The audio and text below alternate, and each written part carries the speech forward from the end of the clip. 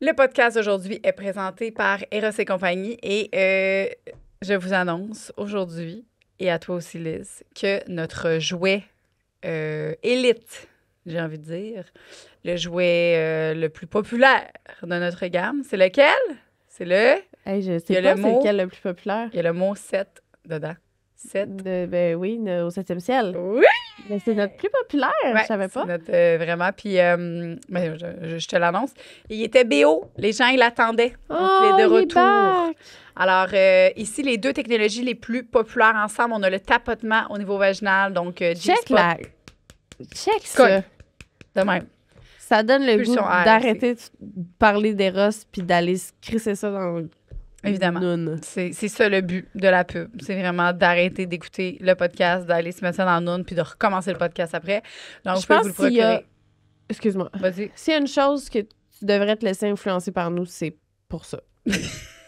une fois, mettons, tu dis, je vais attendre de la shot que je vais me laisser influencer par Jean et Joanie. Je sais pas ça va être quand. Je pense que ça devrait être là. Ouais, c'est ça la première fois. Si tu t'es jamais laissé influencer, je pense que ça devrait être là.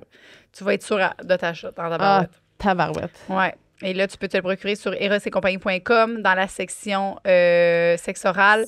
Et le code promo pour avoir 15 %, c'est le code sexe oral. 15 % de rabais en ligne seulement. Donc, une production du Studio SF. Aujourd'hui, au podcast, on reçoit Antonine. Antonine, qui est une analyste politique dans le domaine depuis plus de 10 ans. Elle vient nous parler aujourd'hui des élections fédérales dans une optique plus féministe, évidemment, parler de la femme. Elle se situe où dans tout ça? C'était vraiment... Et aussi des communautés LGBTQ+. Ouais.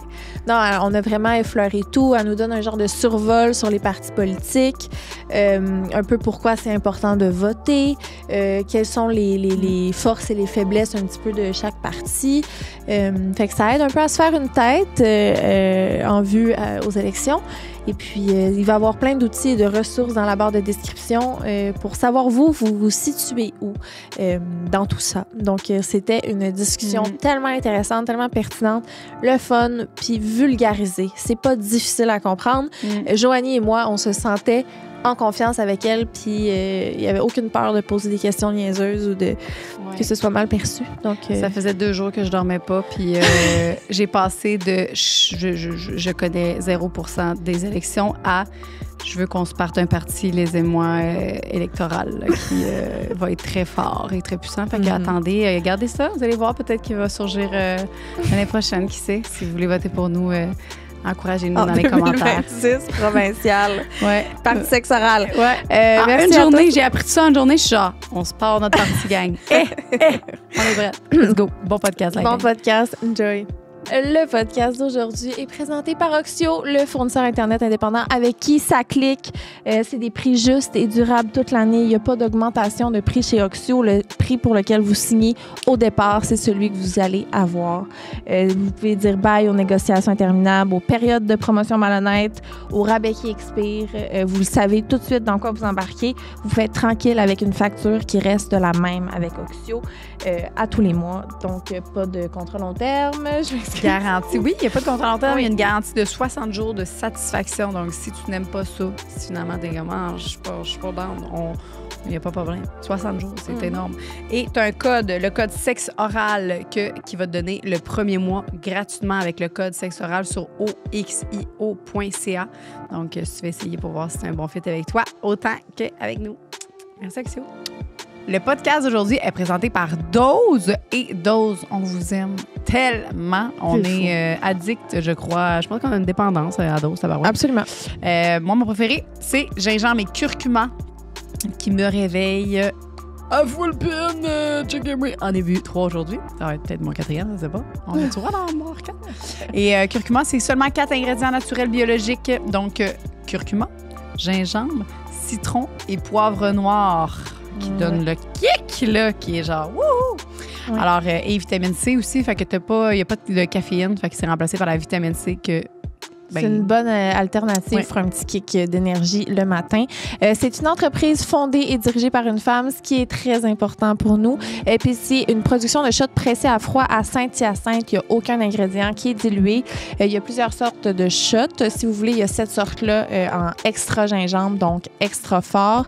Il y a ceux énergie, gingembre, lime et guayusa. Désolée si je ne le prononce pas bien. Et mes préférés, gingembre et miel. C'est comme la recette de grand-mère, un peu plus sucrée, mais vraiment le promis tout aussi punché. Puis c'est disponible où, Joanie? IGA. Ici, on a IGA, Métro, Super C, Walmart, Maxi, Avril, Costco en paquet de 12 pour les accros comme nous. Et bien sûr, toujours en ligne sur dosejuice.ca. Et vous pouvez utiliser le code SEXORAL pour avoir un 20% de rabais sur votre première commande en ligne. Merci, Dose.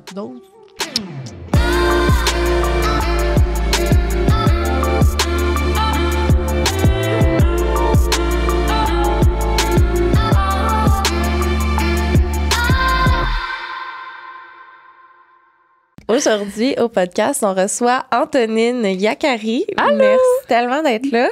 Avant qu'on plonge dans le vif du sujet, est-ce que tu pourrais nous parler un peu de toi? Qu'est-ce que tu fais? Pourquoi c'est toi qui es ici aujourd'hui, qu'on a invité aujourd'hui? Ben d'abord, c'est un grand privilège d'être invitée ici. Je suis vraiment, vraiment contente de jaser politique avec vous deux. Donc, moi, je suis analyste politique. J'ai travaillé une dizaine d'années sur la colline parlementaire à Québec. J'ai travaillé pour différents élus, des ministres, chefs de l'opposition aussi, des députés divers. Puis après mon passage en politique, j'ai décidé de... En fait, c'est un peu une drogue, la politique, pour être honnête. Là, puis c'est difficile, sortir de la politique. Après, tout nous semble un peu plate, puis nos jobs nous semblent plates. Donc, la chronique politique, faire de l'analyse politique dans les médias, c'est un peu comme ma méthadone qui m'aide à finalement pas rechuter puis pas retourner en politique. Donc, moi, ce que je fais, c'est que je travaille dans différents médias. Où j'essaie d'expliquer un peu l'envers du décor aux gens. Aller un petit peu plus loin que les grands titres. Tu sais, des fois, on regarde la politique, on dirait que c'est des chicanes, des prises de bec, de la partisanerie qu'on voit qui transparaît dans les médias. Mais en arrière de ça, il y a des vrais enjeux qui touchent les gens. Puis moi, c'est vraiment ce que j'essaie de faire au quotidien. Il y a comme aussi un sentiment d'inaccessibilité, comme si... j'en ai jamais vraiment su. Fait que, tu sais, pourquoi là, j'écouterais ce débat? Tu sais, il y a comme je sais pas, il y a un syndrome d'imposteur qui vient soudainement s'informer quand que tu l'as pas fait pendant des années. Ça peut être intimidant. Puis honnêtement, moi, il y a beaucoup de gens qui m'en parlent de ça. T'sais, ils ont envie de me poser des questions, mais en même temps, ils ont même peur que leurs questions soit niaiseuse, dans le fond. Ben oui. Puis il n'y en a aucune question niaiseuse. Dans le fond, la politique, ça appartient à tout le monde. On est dans une démocratie. Puis votre avis, puis votre vote vaut autant que le mien, dans le fond. Puis... Ça, c'est inquiétant. Ça peut être inquiétant. On va faire un petit bout de chemin ensemble aujourd'hui par rapport à tout ça. Je dirais que moi, je remarque que si tes parents t'ont pas initié à ça, à moins que tu sois là, tu sais, vraiment, comme j'appelle ça, une petite fleur qui pousse sur l'asphalte, c'est assez rare, tu sais, que les jeunes vont par eux-mêmes vraiment s'intéresser à ça. Je sais pas, vous, dans vos familles, si ça jasait politique autour de la table, mais moi, j'ai pas de mérite à quelque part parce que autant la famille de mon père, des Européens, ça jase politique à table. Tu sais, chez moi, mon grand-père, il nous posait des questions du genre, tu sais, t'as 7 ans et demi, là, puis c'est comme toi, qu'est-ce que tu penses de la situation en Palestine? Puis il y a personne qui rit de toi avec tes réponses, puis c'est pas grave, puis on se trompe, puis on avance comme ça dans nos discussions.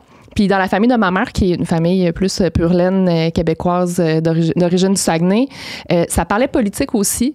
Pas nécessairement au même niveau, pas nécessairement la politique internationale, plus de la politique locale. Donc moi, j'ai été sensibilisée à ça depuis que je suis jeune. Même quand j'étais adolescente, même je rejetais ça un peu. Tu sais, je voulais pas. Puis finalement, ça m'a rattrapée dès ma majorité. Donc, à la base, si tes parents t'ont pas initié à tout ça, ça va pas t'intéresser. Puis l'autre élément, c'est que c'est un peu normal que la politique intéresse pas tant un jeune de 20 ans, par exemple. Tu payes pas beaucoup d'impôts. Tes priorités, c'est voyager, trouver un chum, une blonde avec qui t'es bien, sortir, etc. Tes études aussi, souvent, mais c'est pas... tu tu ne donnes pas la moitié de ton salaire au gouvernement, dans le fond. Fait que là, à un moment donné, en vieillissant, premièrement, tu essaies de trouver un logement. Tu te dis, ben ouais, les logements, comment ça c'est rendu cher comme ça? Tu sais, qu'est-ce que le gouvernement fait par rapport à ça? Après ça, peut-être que tu vas avoir un enfant. Là, tu as un congé de maternité. Puis là, tu peux comparer et dire, quand même, c'est intéressant des congés de maternité au Québec. C'est quoi l'histoire qui est en arrière de tout ça? Quand tu regardes aux États-Unis, les femmes ont 2 mois de congé, elles retournent au travail, mettent leur petit bébé tout petit chez une babysitter. Après, là, tu vas attendre d'avoir une place en garderie. Là, tu te dis, voyons, là, tu es rendu à un âge que tu donnes peut-être le tiers de ton salaire au gouvernement. Tu dis, moi, je donne le tiers de mon salaire au gouvernement. Puis j'ai pas de place en garderie. C'est quoi cette loterie-là? Genre, là, il faut quasiment que je soudoie des propriétaires de garderie pour me trouver une place pas normale. Puis là, tu vieillis comme ça. Puis là, tu as de la misère à t'acheter une maison. Tu te dis, Caroline, comment ça se fait qu'on n'est plus capable de s'acheter une maison à Montréal, par exemple, pour élever mes enfants? Là, tes parents vieillissent. Tout à coup, tes parents sont moins en santé. Puis là, tu rentres dans le système de santé. Peut-être que toi-même aussi, tu vas vivre une situation dans le système de santé. Tu essaies d'avoir un rendez-vous pour ton enfant de 2 ans dans une clinique. C'est un chemin de croix. En vieillissant, ces questions-là se posent plus que quand tu as 20 ans. Puis on le voit dans les taux de participation. Les jeunes ne vont pas voter. Fait que ce que ça fait, c'est un cercle vicieux. C'est que, dans le fond, l'électorat est âgé. Tu veux séduire un électorat qui va se lever de chez lui, de chez elle, aller au bureau de votation puis mettre le papier dans l'urne. Donc, tu vas faire des propositions, des promesses, puis par la suite des politiques qui s'adressent beaucoup plus à des personnes plus âgées. Donc, finalement, ça n'intéresse pas plus les jeunes et le cercle vicieux se poursuit comme ça. Je sens quand même que là, avec tout ce qui se passe aux États-Unis, il y a vraiment une montée dans l'intérêt global. T'sais. Des fois, juste un genre de choc comme ça, que t'es comme, OK, là, ça atteint plus que... Des fois, on réalise comme pas, puis des gros chocs comme ça, là, j'ai l'impression que ça fait quand même bouger les choses, puis je vois beaucoup de gens autour de moi. Bon, tu me diras, t'es plus début vingtaine, je comprends, mais je vois quand même une différence, tu sais. Je la sens aussi. Ouais. Moi, vraiment des amis à moi qui s'intéressent pas beaucoup à la politique, qui me posent beaucoup, beaucoup de questions en ce moment. Dans des chauffeurs de taxi, je m'en vais dans un café, les gens parlent beaucoup plus de politique en ce moment. Le retour de Trump aux États-Unis donne un choc. Et tu sais, l'économie allait pas très bien déjà depuis la pandémie de COVID. Les choses coûtaient cher. Ça aussi, ça touche directement les gens. Même si tu décides de faire l'autruche puis de pas t'intéresser à la politique, l'inflation va quand même te toucher, le coût de la vie, le coût des maisons, c'est tous des éléments qui vont te toucher. Puis là, on a un Trump qui revient aux États-Unis et qui a une politique économique qui risque de faire encore plus monter les prix dans les prochaines années, ça on le sent. Après, il y a eu les menaces de Trump d'annexer le Canada. Ça aussi, ça a réveillé comme une partie de la population qui, généralement, s'intéresse peut-être un peu moins à ça. Puis, on a aussi un phénomène en ce moment dans notre société j'appelle ça les 2 bulles. Il y a comme une bulle plus la génération baby boomer, génération X, qui écoute encore la télévision, les médias traditionnels, qui, dans le fond, ouvre la télé puis va écouter, par exemple, un bulletin de nouvelles avec la politique, le judiciaire, le sport. Moi, ma mère, c'est comme ça qu'elle consommait la télé. Puis après ça, il y a les autres générations plus jeunes où on est abonné à des plateformes en ligne, on choisit notre contenu et on se fait pousser par l'algorithme ce qu'on aime déjà. Ouais. Donc, il y a ce problème-là aussi qui existe en ce moment.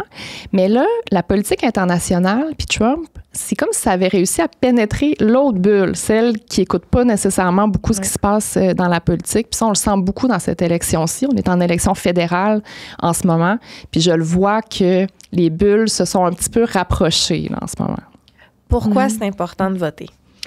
Bien, premièrement, c'est que la posture de la chaise vide, si vous trouvez que la politique, c'est imparfait, vous regardez les choix que vous avez sur le bulletin de vote, puis vous dites, il n'y a rien qui me convient parfaitement.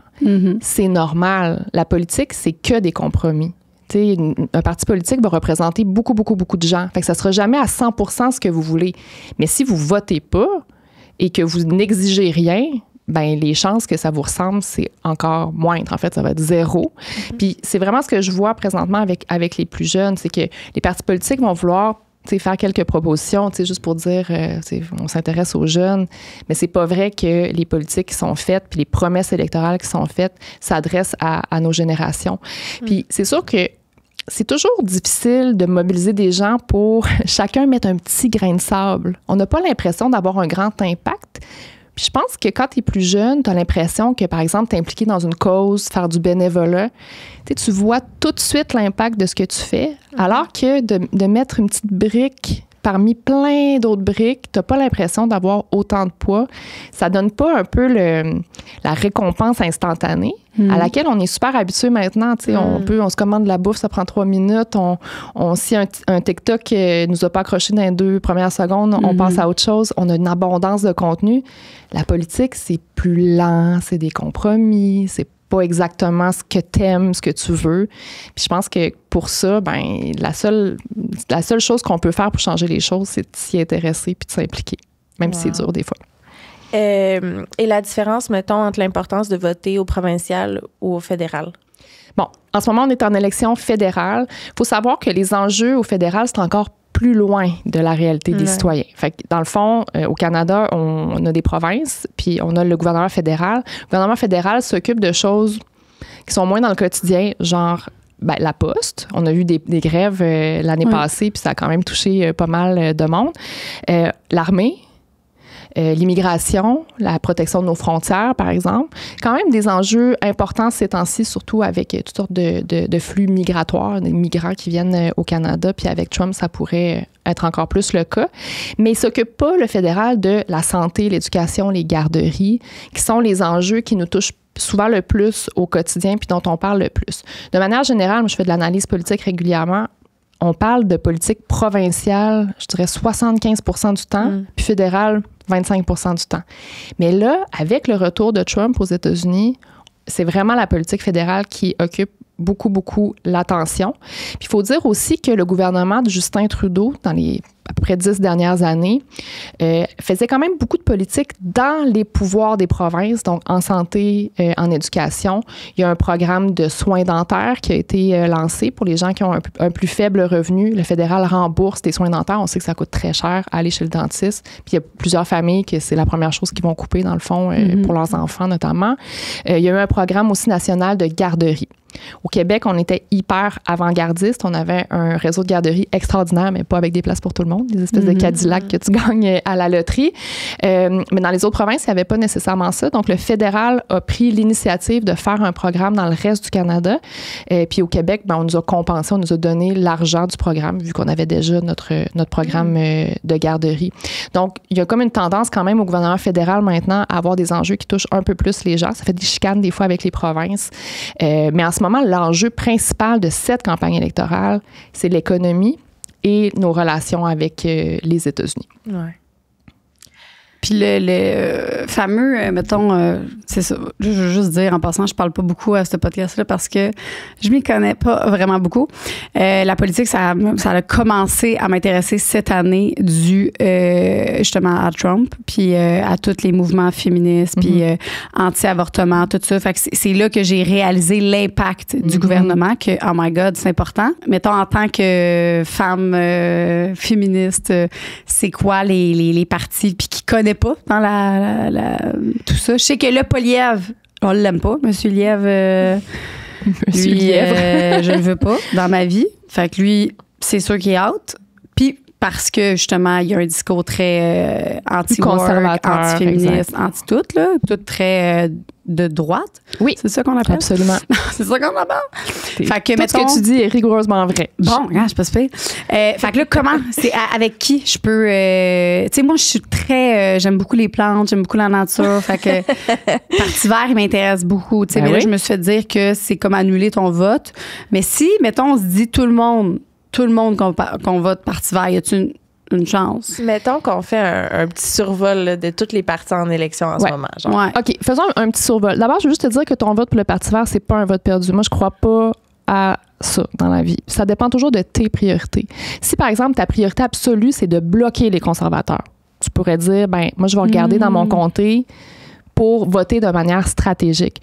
Mais si tu veux voter pour des valeurs qui t'interpellent, moi, je respecte ça à 100%, puis je vais même révéler quelque chose, je le dis pas souvent. J'ai déjà été candidate du Parti vert quand j'étais très jeune.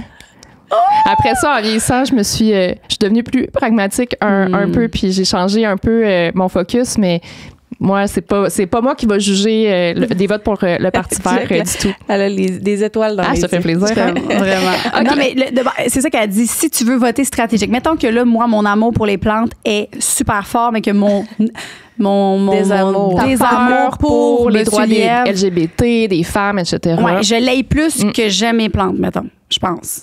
C'est sûr, au Québec, le Parti vert, c'est pas très fort. Donc, ça va avoir un moins gros impact sur le résultat global de l'élection.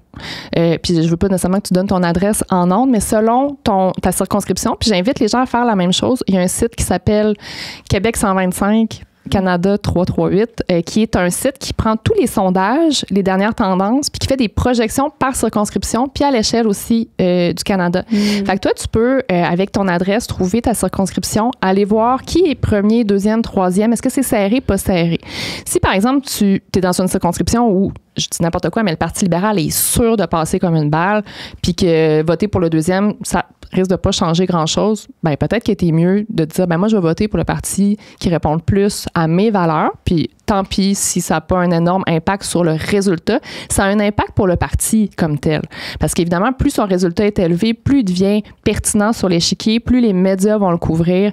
Il y a des questions d'argent aussi dans tout ça. Hein. On récolte des dons, les partis, il y a de l'argent public qui est versé aux partis. Donc, ça a un impact toujours. Fait que moi, je vous invite les gens à aller voir sur Québec 125, Canada 338 pour aller voir leur circonscription. L'autre élément que vous pouvez faire, c'est la boussole électorale de Radio-Canada. Fait que là, il y a une série de questions. Ça va te demander, est-ce que tu es plutôt pour, moyen, beaucoup, contre, par exemple, le mariage gay? Est-ce que ça te préoccupe la crise climatique? Des questions comme ça. Puis après ça, ils vont te montrer sur l'échiquier, donc c'est comme un carré, ils vont montrer toi, t'es où, puis où sont les autres partis. C'est pas parfait comme outil, notamment pour les gens nationalistes comme moi. C'est comme si c'était pas beaucoup pris en compte, mais c'est pas grave, c'est intéressant à faire quand même. Parce que ça, j'invite les gens à aller faire la boussole électorale. Comme ça vous évite d'aller... C'est pas vrai que tout le monde va aller lire les programmes là, pendant toutes des heures de leur journée, et on le comprend, mais ça te permet de te situer. Un petit tour des partis politiques, peut-être? Ouais. Oui. Donc, en ce moment, c'est le Parti libéral du Canada qui est au pouvoir. C'était Justin Trudeau qui a démissionné en début d'année parce qu'il y avait, disons, était très, très bas dans les sondages. Puis quand on est bas dans les sondages, souvent à l'interne au parti, ça commence à s'entre-déchirer. Donc, il est parti et il y a eu une course à la chefferie pour le remplacer. Généralement, des courses à la chefferie, ça n'a pas lieu quand un parti est au pouvoir. Souvent, tu vas perdre une élection, puis là, il va y avoir une course à la chefferie pour avoir un nouveau chef. Là, ce qui était spécial, c'est que le parti étant au pouvoir, les membres du Parti libéral du Canada ont voté pour un nouveau premier ministre. C'est Mark Carney, dont on entend beaucoup parler en ce moment. Puis en plus, pendant la campagne électorale, c'est la crise avec les États-Unis. Fait qu'il joue beaucoup, beaucoup son rôle de premier ministre. Il n'est pas seulement en campagne électorale, il est comme en train de gérer la crise avec les États-Unis. Bien, revirement de situation. Pendant vraiment longtemps, le Parti conservateur était premier dans les sondages. Pierre Poilievre cartonnait. Il apparaissait comme quelqu'un de plus responsable que Justin Trudeau dans un contexte où l'économie allait pas bien. Donc, les gens voyant Pierre Poilievre quelqu'un qui allait mettre de l'ordre dans tout ça.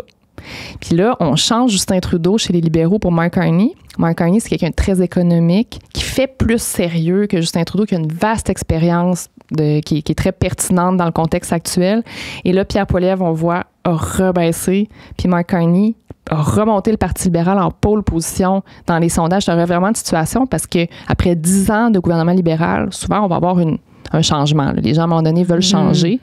Bien là, peut-être qu'il va être capable d'aller chercher un 4e mandat de suite, ce qui est vraiment, ça n'arrive pas souvent. Donc, le Parti libéral, ce qu'il propose, bien, c'est un parti qui est plus de centre-gauche. Donc, ça dépend des époques puis des chefs. Ça peut bouger un peu. Mais les années Trudeau, c'était très à gauche, avec une alliance avec le NPD, qui est l'autre parti qui est encore plus à gauche. Le chef du NPD, c'est Jagmeet Singh, qui était à Tout le monde en parle dimanche pour ceux qui... Il n'a pas brisé son alliance avec le... Oui, l'automne passé, mais il y a eu le temps de faire plein de politiques dans cette alliance-là. Les soins dentaires dont je vous parlais tantôt, c'est une promesse du NPD qui, dans le cadre de l'alliance, est devenue finalement un vrai programme. Donc, on a un gouvernement libéral qui a gouverné très, très à gauche, mettait beaucoup les droits, justement, des LGBT de l'avant. Tu sais, Justin Trudeau, c'était vraiment quelqu'un qui s'affichait comme un allié, qui allait à la fierté, etc. Mouvance plus woke. Donc, tu sais, quand on parle de ces idées là, par exemple, d'inclusion, EDI, toute la question sur les débats concernant la diversité de genre, le Parti libéral du Canada était vraiment du côté là, des alliés, mettait beaucoup ça de l'avant. Maintenant que c'est Mark Carney, on est moins là-dessus. Ça ne veut pas dire qu'ils vont changer nécessairement leurs actions, leurs mesures, mais M. Carney, ce qu'il met de l'avant, c'est moins ça. C'est plus, je suis quelqu'un de finance, quelqu'un de sérieux qui va gérer la crise avec les États-Unis. Il n'a pas fait part. Il n'est pas dans... Il dit qu'il y a des valeurs alignées avec Justin Trudeau, mais que c'est pas son focus, finalement. C'est pas son focus, puis c'est pas ça les enjeux qui occupent le plus les gens en ce moment. Puis quand il est devenu premier ministre, il fallait qu'il nomme un nouveau conseil des ministres, donc choisir ses différents ministres pour son cabinet. Et il n'a pas nommé de ministre responsable de la condition féminine, des langues officielles et de la défense des droits des minorités, notamment LGBT. Donc ça a fait sourciller un peu parce qu'on se disait, ben voyons, il n'y a plus de ministre qui s'occupe de ça. Est-ce que ça démontre une insensibilité de Mark Carney? Fait que la question reste ouverte. Honnêtement, j'ai pas la réponse. On le connaît pas beaucoup, mais c'est un peu bizarre. Non, je pense qu'il veut juste pas se mouiller. Il a dit, c'est pas ça le problème présentement, mais qu'il va s'en occuper plus tard. C'est ça qu'il dit. Moi, je trouve ça inquiétant parce que les droits des minorités, le statu quo fait en sorte que, à mon avis, le risque de recul est toujours là. Il faut comme juste jamais lâcher, on dirait. Puis c'est la même chose pour les droits des femmes, d'ailleurs.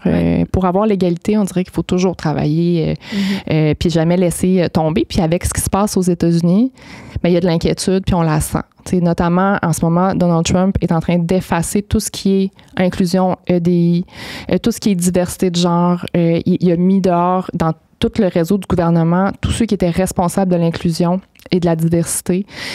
Sur tous les sites gouvernementaux, ils ont effacé les mots gay, lesbienne, noir. Je veux dire, on nettoie, là, c'est comme un nettoyage en ce moment qui se passe aux États-Unis. Donc, il y a des inquiétudes ici. On se dit, est-ce que ça pourrait faire une contagion? Puis là, ça m'amène au Parti conservateur. Le Parti conservateur est moins, disons, actif sur la défense, évidemment, des droits des minorités, des femmes, des LGBTQ, mais en même temps, on est chanceux, entre guillemets, au Canada parce qu'il y a certains consensus. C'est-à-dire qu'il n'y a pas de partis en ce moment qui font un combat pour faire reculer les droits comme tels. Par exemple, annuler le mariage gay. Pierre Poilievre, que tu n'aimes pas trop, quand il était plus jeune, il était contre le mariage gay. Il avait voté à l'époque contre le mariage gay. Il a dit avoir évolué. D'ailleurs, il faut que vous sachiez aussi que Pierre Poilievre, son père lui-même est gay. Il a été adopté. Voyons. Oui, absolument. Donc, il en parle souvent quand même. Puis, il parle, lui, dans le fond, son père, c'était un francophone de l'Ouest canadien, un Francescois, et il était homosexuel, c'est assez connu. Qui était contre son père, dans le fond. Bien, la logique de ces gens-là, c'est de dire, moi, j'ai pas de problème à ce que vous existiez. Mais le mariage, c'est entre un homme et une femme. Ça a toujours été ça, le discours contre le mariage gay. Souvent lié aussi à des pratiques religieuses. Faut pas se leurrer. Les anti-avortements aussi, souvent, c'est lié à des croyances religieuses. Mais il a dit avoir évolué sur la question. Ça, c'est la première des choses. Sur l'avortement, M. Poilievre se dit pro-choix, donc ne se mêlera pas de ça. Par contre, il faut savoir qu'il y a une bonne partie de ces députés élus dans l'Ouest canadien qui sont pro-vie. D'ailleurs, on devrait plus dire pro-vie. Il faut que je m'habitue, mais on dit anti-choix.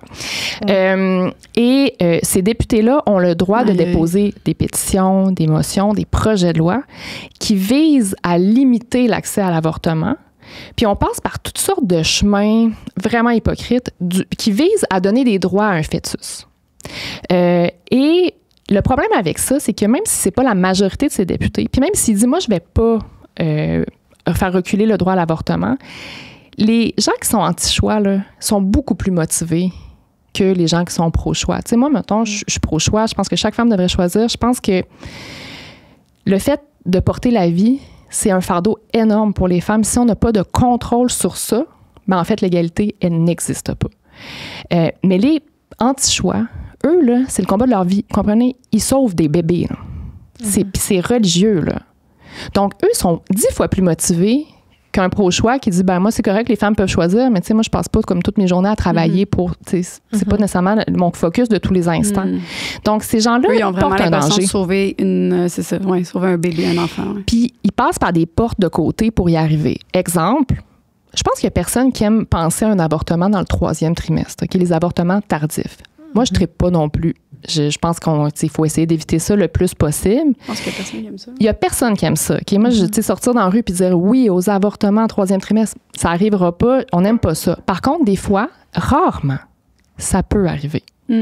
Mais ces députés-là, puis ces gens-là aussi qui travaillent dans des groupes de pression, bien, ils vont beaucoup mettre ça de l'avant. Vous êtes pour ça, vous, qu'on avorte des bébés qui sont tout formés dans le ventre de leur mère. Puis là, tu sais, c'est ça le message. Puis évidemment, les gens sont comme, ben, c'est vrai que je suis pas vraiment à l'aise, puis tout ça. Mais si on commence ça, ça arrête où? C'est que là, tu viens de donner, premièrement, l'idée que c'est une personne qui a des droits, qui est à l'intérieur d'une autre personne qui a des droits, et tu fais primer les droits de l'être qui est à l'intérieur de l'autre être. Donc, nécessairement, la mère, elle n'a pas le contrôle sur sa vie si on se met à contrôler son corps. Puis c'est des décisions qui sont prises par les médecins, par des comités d'éthique dans des hôpitaux. Par des hommes. Par des hommes, souvent, effectivement, de moins en moins de nos jours, parce qu'il y a de plus en plus de femmes dans le milieu de la santé. Mais cela dit, on essaie de garder la politique complètement en dehors de tout ça le plus possible, parce que quand on met ça de l'avant, il y a des gens, effectivement, qui vont dire « Ouais, c'est vrai que je suis pas à l'aise avec les avortements tardifs. » Il y a aussi un projet de loi qui a été déposé il y a quelques années par une députée conservatrice qui visait, ça c'est encore plus sneaky, là, qui visait à, si tu attaques une femme enceinte, c'est un élément aggravant qu'elle soit enceinte parce que tu t'attaques au fœtus aussi. Donc, là, tu dis, ah, ben c'est vrai, c'est pas gentil d'attaquer des femmes enceintes, dans le fond, puis c'est vrai que c'est grave. Ouais, mais attendez, si c'est un élément aggravant, le fœtus, ça veut dire qu'on en fait une personne juridique, encore une fois. On en fait une victime. Donc, on ouvre la porte juridiquement à faire reculer l'accès à l'avortement, le droit à l'avortement. My God. Tu me poserais cette question-là, de même, tu dis, tu trouves ça plus grave, mais pas plus grave, mais comme une femme enceinte, on est toujours plus empathique. On dit, en plus, elle est enceinte, tu sais, quelqu'un qui s'est fait poignarder, elle était enceinte, on a toujours plus, on dirait, d'empathie. Émotivement, on va se sentir interpellé, mais juridiquement... Tu sais, moi, je suis pas avocate, vous non plus, je pense. On pense pas à ça, le genre de précédent que ça pourrait créer, puis comment ça pourrait affecter, finalement, le droit à l'avortement des femmes. Donc, tout ça pour dire, pour notre petit tour de partis politiques fédéraux, les conservateurs travaillent pas activement à faire reculer les droits. Mais ça, cet élément-là, ça a toujours fait peur un peu à l'électorat québécois. Au Québec, il y a quand même un consensus qui est plus grand que dans le reste du Canada, dans l'Ouest canadien, sur le droit à l'avortement. Puis le Parti conservateur n'a jamais vraiment réussi à pogner beaucoup au Québec, notamment à cause de ça. Puis il y a quelques années, il y a eu une élection où il y avait un débat des chefs. Le chef du Parti conservateur à l'époque, c'était Andrew Scheer, et lui, c'est un anti-choix. Et c'était une des premières questions au débat. L'animateur y a posé sur l'avortement, puis il me disait c'est fini. C'est fini. Les gens au Québec, ils aiment pas ça quand on veut s'attaquer à l'avortement. Puis je vous dirais, là, je change du fédéral, puis je reviens au Québec un instant. On a un parti conservateur aussi au Québec qui n'est pas représenté à l'Assemblée nationale, dont le chef est Éric Duhaime. Éric Duhaime, oui, son parti, c'est un parti conservateur, mais il s'attaque pas du tout aux droits des gays ou aux droits des femmes. Il est lui-même gay. Dans le fond, le chef du Parti conservateur au Québec est lui-même gay. Donc, tu sais, quand même, au Québec, on voit qu'on est très progressiste sur ces questions-là, même si des fois, on a l'impression que il y a des débats, par exemple, sur la diversité de genre qui se passent pas très bien, qui sont polarisants, mais c'est pareil aussi ailleurs dans le monde. Il ne faut pas penser qu'on est retardé là, par rapport aux autres. Là, on n'a pas vraiment parlé du Parti populaire puis du NPD. Oui. Juste vite, je serais curieuse qu'on... Je vais parler tout de suite du Parti populaire, qui n'est pas non plus représenté, qui n'a pas de député en ce moment. Le chef, c'est Maxime Bernier. Lui, c'est un ancien conservateur, très, très populiste, plus à droite que son parti. Et lui, il veut limiter l'avortement. Il le dit. 3e trimestre, pas d'avortement. C'est dans sa plateforme. Il met ça de l'avant. Quand Pierre Poilievre est devenu chef du Parti conservateur du Canada, il a un peu écarté Maxime Bernier parce que Pierre Poilievre, c'est plus un populiste aussi, donc il prend un peu cet espace-là en ce moment, sans les idées là, vraiment comme plus extrêmes de Maxime Bernier. Donc, c'est pas un parti qui a vraiment de chance de percer au Québec ou au Canada à cette élection-ci. Peut-être un député qui sait, on va surveiller ça. Le NPD, ça va pas très bien. Donc, NPD, est-ce qu'on peut dire c'est quoi? Ouais, Nouveau Parti démocratique. C'est un parti qui a jamais... Il y a eu comme une vague de popularité à un moment donné au Québec, mais ça a été vraiment une bizarrerie de l'histoire parce que c'est un parti qui est plus né dans l'Ouest canadien. Et quand c'était Jack Layton, le chef du NPD, il y a eu comme une vague d'amour à un moment donné. Puis en 2011, les Québécois ont voté pour plein de députés du NPD. Puis après ça, ça n'a pas duré là, nécessairement dans le temps. C'est un parti qui est plus à gauche, qui a fait une alliance avec le Parti libéral de Justin Trudeau dans les dernières années, donc a pu finalement mettre en pratique certaines promesses électorales, même s'il n'avait pas gagné le gouvernement. C'est comme si l'usure du pouvoir de Justin Trudeau, c'était le NPD qui l'apportait finalement, pas le Parti libéral. Le Parti libéral a changé de chef, puis c'est comme si on repartait à neuf, mais Jagmeet Singh, lui, porte un peu cette usure du pouvoir et il a vraiment beaucoup tombé dans les sondages. Quand on regarde les derniers sondages, il va se retrouver avec une poignée de députés maximum. Il reste 3 semaines en campagne, on verra. Qu'est-ce que les gens n'aiment pas de lui dans les sondages? En fait, c'est que en ce moment, on a des gros déficits. On a dépensé sans compter du côté du gouvernement de Justin Trudeau, notamment parce qu'on a mis en place les propositions du NPD. Le coût de la vie a monté, le coût des maisons a monté, on manque de logement, on a une crise du logement. Puis c'est comme si on avait trouvé un coupable. C'était cette alliance Trudeau avec le NPD. Trudeau n'est plus là. Fait qu'on dirait que ça a vraiment tout tombé sur le dos du NPD, finalement. Pourquoi quelqu'un voterait encore NPD à ce jour? Bien, avec l'arrivée de Mark Carney à la tête du Parti libéral, qui n'a pas nommé de ministre de la Condition féminine, qui n'a pas nommé de ministre responsable de la défense des minorités, langue officielle, etc., bien, il pourrait y avoir des gens qui disent, ben moi, ça, c'est rendu un parti qui est trop au centre, trop à droite pour moi. Je me rabats sur le NPD. Mais tout ça, c'est cyclique. Là, ça va pas bien. Mais après quelques années, par exemple, si les libéraux gagnaient l'élection, les partis font ça, là, généralement. À un moment donné, on aime ça des conservateurs là, qui nous disent « je vais mettre de l'ordre dans la maison », puis à un moment donné, on se dit « on est tanné des coupures budgétaires, puis des droits des minorités qui sont affectés ». Puis là, tout à coup, puis un mouvement de l'autre côté. C'est ça un peu l'alternance politique. Donc, le NPD, dans quelques années, il pourrait finalement retrouver l'affection de l'électorat, qui sait.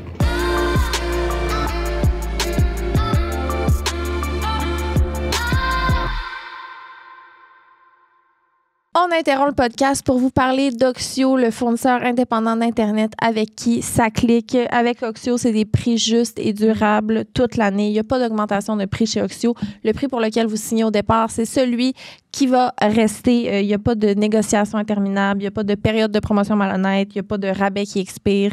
Vous pouvez vous sentir en sécurité de savoir que votre facture mensuelle va rester la même à tous les mois. Fait que vous pouvez dormir tranquille sur vos 2 oreilles avec Oxio.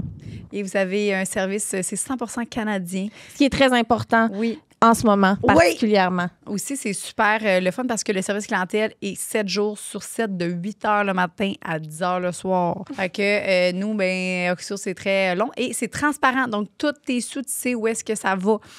Il y a de l'argent pour la pub, il y a de l'argent pour les employés, il y a de l'argent pour ton Internet.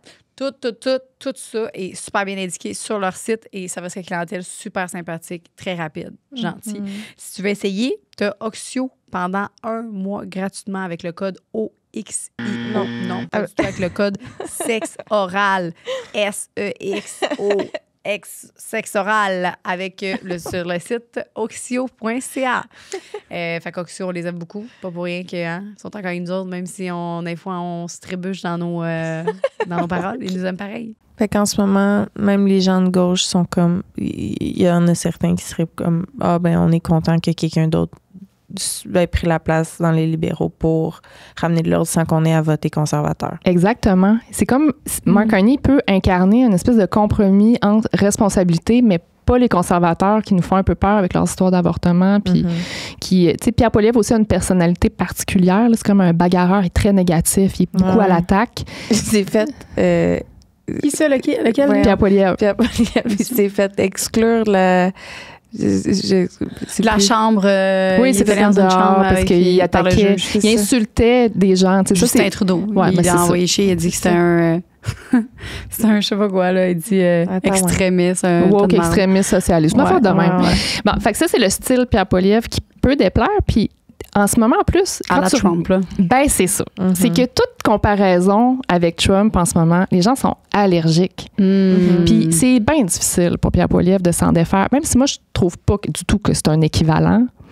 En ce moment, c'est pas de ça dont les gens ont envie. Puis, tu sais, face à un monsieur Carney qui a un CV, là, long de même, ben, un Pierre Poilievre qui a été député toute sa vie, ben, les gens se disent, tu sais, il fait un peu en culotte courte en ce moment. Il y a un petit peu de difficulté à apparaître comme l'adulte dans la pièce. Puis les gens sont à la recherche de quelqu'un qui les rassure, qui dit je vais m'en occuper, gang, ça va être correct, on va passer à travers la tempête. C'est ça, dans le fond, un peu ce qu'on appelle la question de l'urne.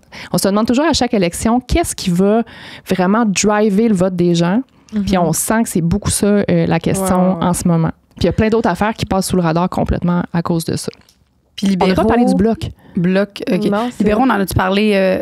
C'est ça. Libéraux, c'est... Mettons, ça serait lui qui est un entre-deux, là.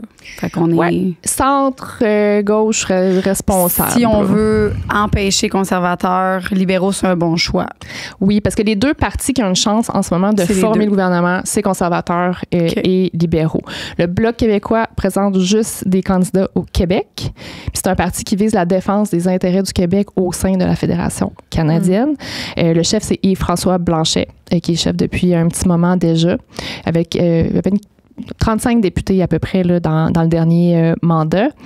Ça va pas très bien pour le Bloc non plus en ce moment, notamment parce que on parle pas beaucoup du Québec en ce moment, on parle des États-Unis. Donc, il y a comme un focus vraiment plus sur le Canada. Les gens ont comme une montée de patriotisme canadien. Moi, je suis une personne indépendantiste, puis même en ce moment, des fois, là, quand il y a l'hymne national canadien, là, c'est comme je le chantais dans mon salon quasiment. Fait que ça vous donne une idée comment on n'est pas trop dans le nationalisme québécois en ce moment. Fait que le Bloc a un peu plus de difficulté à se positionner. Le Bloc, ses propositions fortes en ce moment, c'est la défense de l'agriculture québécoise. Ça peut peut-être sembler loin pour les gens, mais au Québec, on a un modèle d'agriculture qui est contrôlé et qui est plus axé sur les fermes familiales. Monsieur Trump, il veut briser ça. Il veut que ce soit l'ouverture complète de notre marché. Puis, tu sais, juste pour résumer un peu, ce que ça veut dire, c'est que compétitionner, nous, contre des grosses fermes industrielles américaines, ça équivaudrait à vraiment comme changer notre modèle d'agriculture. Donc, le Bloc a vraiment pris une position claire sur ça en disant, dans notre négociation avec les États-Unis, il faut pas toucher à l'agriculture, il faut pas mettre ça sur la table. Des propositions aussi pour les aînés.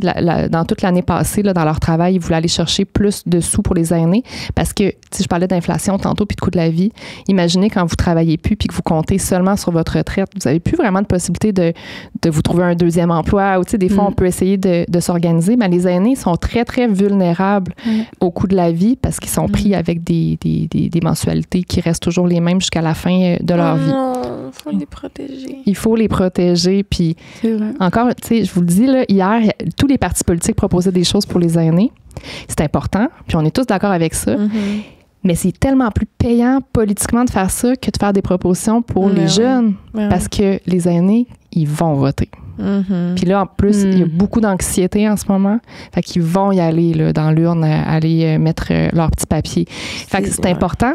Mais si les jeunes ne le font pas, ben personne ne va rien vous proposer parce que c'est pas payant politiquement. Ah ben, tabarnak. Ben, la chance, c'est mettons libéraux. Là. Moi, dans ma tête, je fais juste entendre la chanson « Libérez-nous des libéraux ». Oui. Libérez. Ah, mais ça, c'est intéressant. Parce que pour moi, c'est négatif. Oui, ben c'est normal. Puis, tu sais, de toute façon, tu peux pas plaire à tout le monde. Mais la chanson « Libérez-nous des libéraux », c'est les libéraux québécois. Fait que c'est pas les libéraux fédéraux. Puis, il y a un Parti libéral au Québec, un au Canada. Ils sont assez différents. Ah ouais? Le Parti libéral du Canada est plus à gauche que le Parti libéral du Québec. Ah ouais? Je savais rien de ça. C'est pas un équivalent. Eh bien. Quand c'était Dominique Anglade, qui était chef du Parti libéral du Québec, ils ont fait un virage plus à gauche, justement. Puis elle a perdu lamentablement ses élections. Mais pourquoi ils sont pas cohérents? C'est bien bizarre, c'est mélangeant, ça? C'est pas des succursales. C'est pas, tu sais, les partis provinciaux, c'est pas nécessairement comme une franchise de la maison-mère à Ottawa. C'est pas comme ça que ça fonctionne. Puis tu vois, par exemple, dans les autres provinces, la dynamique va être entre souvent un parti libéral, un parti conservateur, puis le NPD, puis des fois le Parti vert. Au Québec, nos partis à l'Assemblée nationale, c'est libéraux, PQ, CAQ. On a des partis complètement différents dans les autres provinces. Il va falloir que tu reviennes aux élections provinciales. On va avoir des questions. Avec plaisir. On a parlé un peu de ce que les partis offrent ou ont comme opinion historiquement sur l'avortement. Mais quand même, je suis curieuse, je vais te les nommer. Puis si tu as des choses à rajouter, ouais. Fait que ce que les partis offrent ou ont comme opinion sur l'avortement. Donc, les libéraux, traditionnellement favorables au choix. C'est sûr que le fédéral, eux, sont responsables du code criminel de la grande loi. Puis dans les provinces, c'est la santé. Puis l'avortement, c'est considéré comme un soin de santé. Fait qu'il faut vraiment regarder les deux pour avoir une idée de à quel point on a accès à l'avortement. Parce que ça peut être permis, puis finalement, il n'y a aucune clinique. Ça a été le cas pendant longtemps à l'île du Prince-Édouard, notamment. C'est permis. Mais mettons que tu es une jeune fille de 15 ans qui tombe enceinte à l'île du Prince-Édouard, puis tu veux pas tes parents le sachent, c'est compliqué parce qu'il faut que tu ailles te faire avorter dans une autre province. Mais les libéraux sont favorables, NPD aussi. Le Bloc québécois a toujours aussi été un fervent défenseur de l'avortement et se sert d'ailleurs de l'avortement souvent comme pour faire peur par rapport aux conservateurs. Conservateurs, comme je vous disais, c'est pas toujours clair. Il y a eu des chefs qui étaient pro-vie, il y a eu des chefs qui étaient pro-choix, mais il y a toujours une partie des députés qui sont anti-choix. Dans la dernière course à la chefferie, il y a une des candidates dont le nom m'échappe présentement, Leslyn Lewis, qui est une fervente anti-choix qui se présentait pour devenir chef, mais elle a été battue. Pierre Poilièvre, je sais qu'il dit ne pas être anti-choix, mais il n'y a pas comme supporter des projets un peu cachés qu'on... Lui, dans le fond, ce qu'il dit, puis ça a été la même chose avec Stephen Harper, qui a été premier ministre conservateur pendant plusieurs années, c'est que lui, personnellement, il a son opinion, mais il laisse ses députés. Dans le fond... Je comprends. Il n'oblige pas ses députés à prendre une ligne de parti. Donc, si tu es député du Parti conservateur puis tu as le goût de poser un projet de loi, grand bien te fasse. Puis s'il y a des motions ou des votes sur des questions d'accès à l'avortement, droit à l'avortement, il laisse ses députés voter comme ils veulent. Alors que, par exemple, au Parti libéral, si tu es député du Parti libéral, tu vas toujours... la ligne de parti, c'est pro-choix. Puis si tu peux pas voter contre ton... il faut que tu votes avec le reste de tes collègues.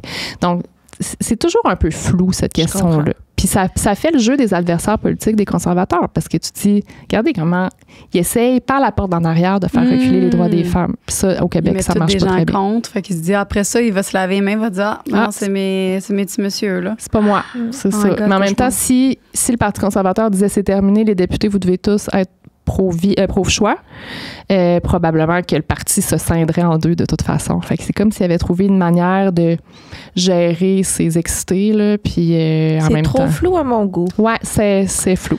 OK. Et qu'est-ce que les partis offrent ou ont comme opinion historiquement sur les congés parentaux?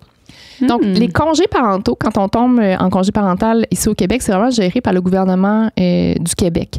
Donc, au fédéral, on va plutôt être sur les allocations familiales. On reçoit des allocations du fédéral. Tu sais, des enfants, tu dois recevoir des chèques par la poste. Des fois, on se dit pas, mon Dieu, qu'est-ce que c'est ça, ce chèque-là? C'est le fun. Des fois, tu l'avais pas budgété. Des fois, ils te l'enlèvent après. Des fois, ils viennent te le chercher après. Nous avons recalculé. Puis vous nous devez tant d'argent. Oui, ça peut arriver. Justin Trudeau avait beaucoup augmenté ces allocations familiales-là. Ils avaient fusionné plusieurs aides aux familles différentes, puis ils ont fait une nouvelle allocation canadienne pour enfants.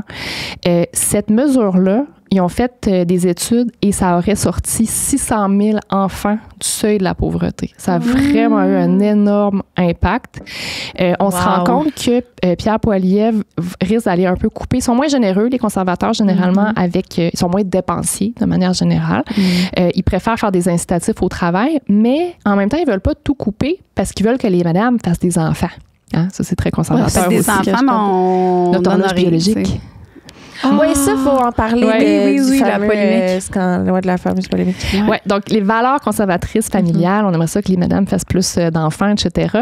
C'est qu'il y a quelques jours, Pierre Poilievre parlait de l'accès à la propriété. Donc, il disait les jeunes familles qui sont en âge de procréer sont pas capables de s'acheter une maison.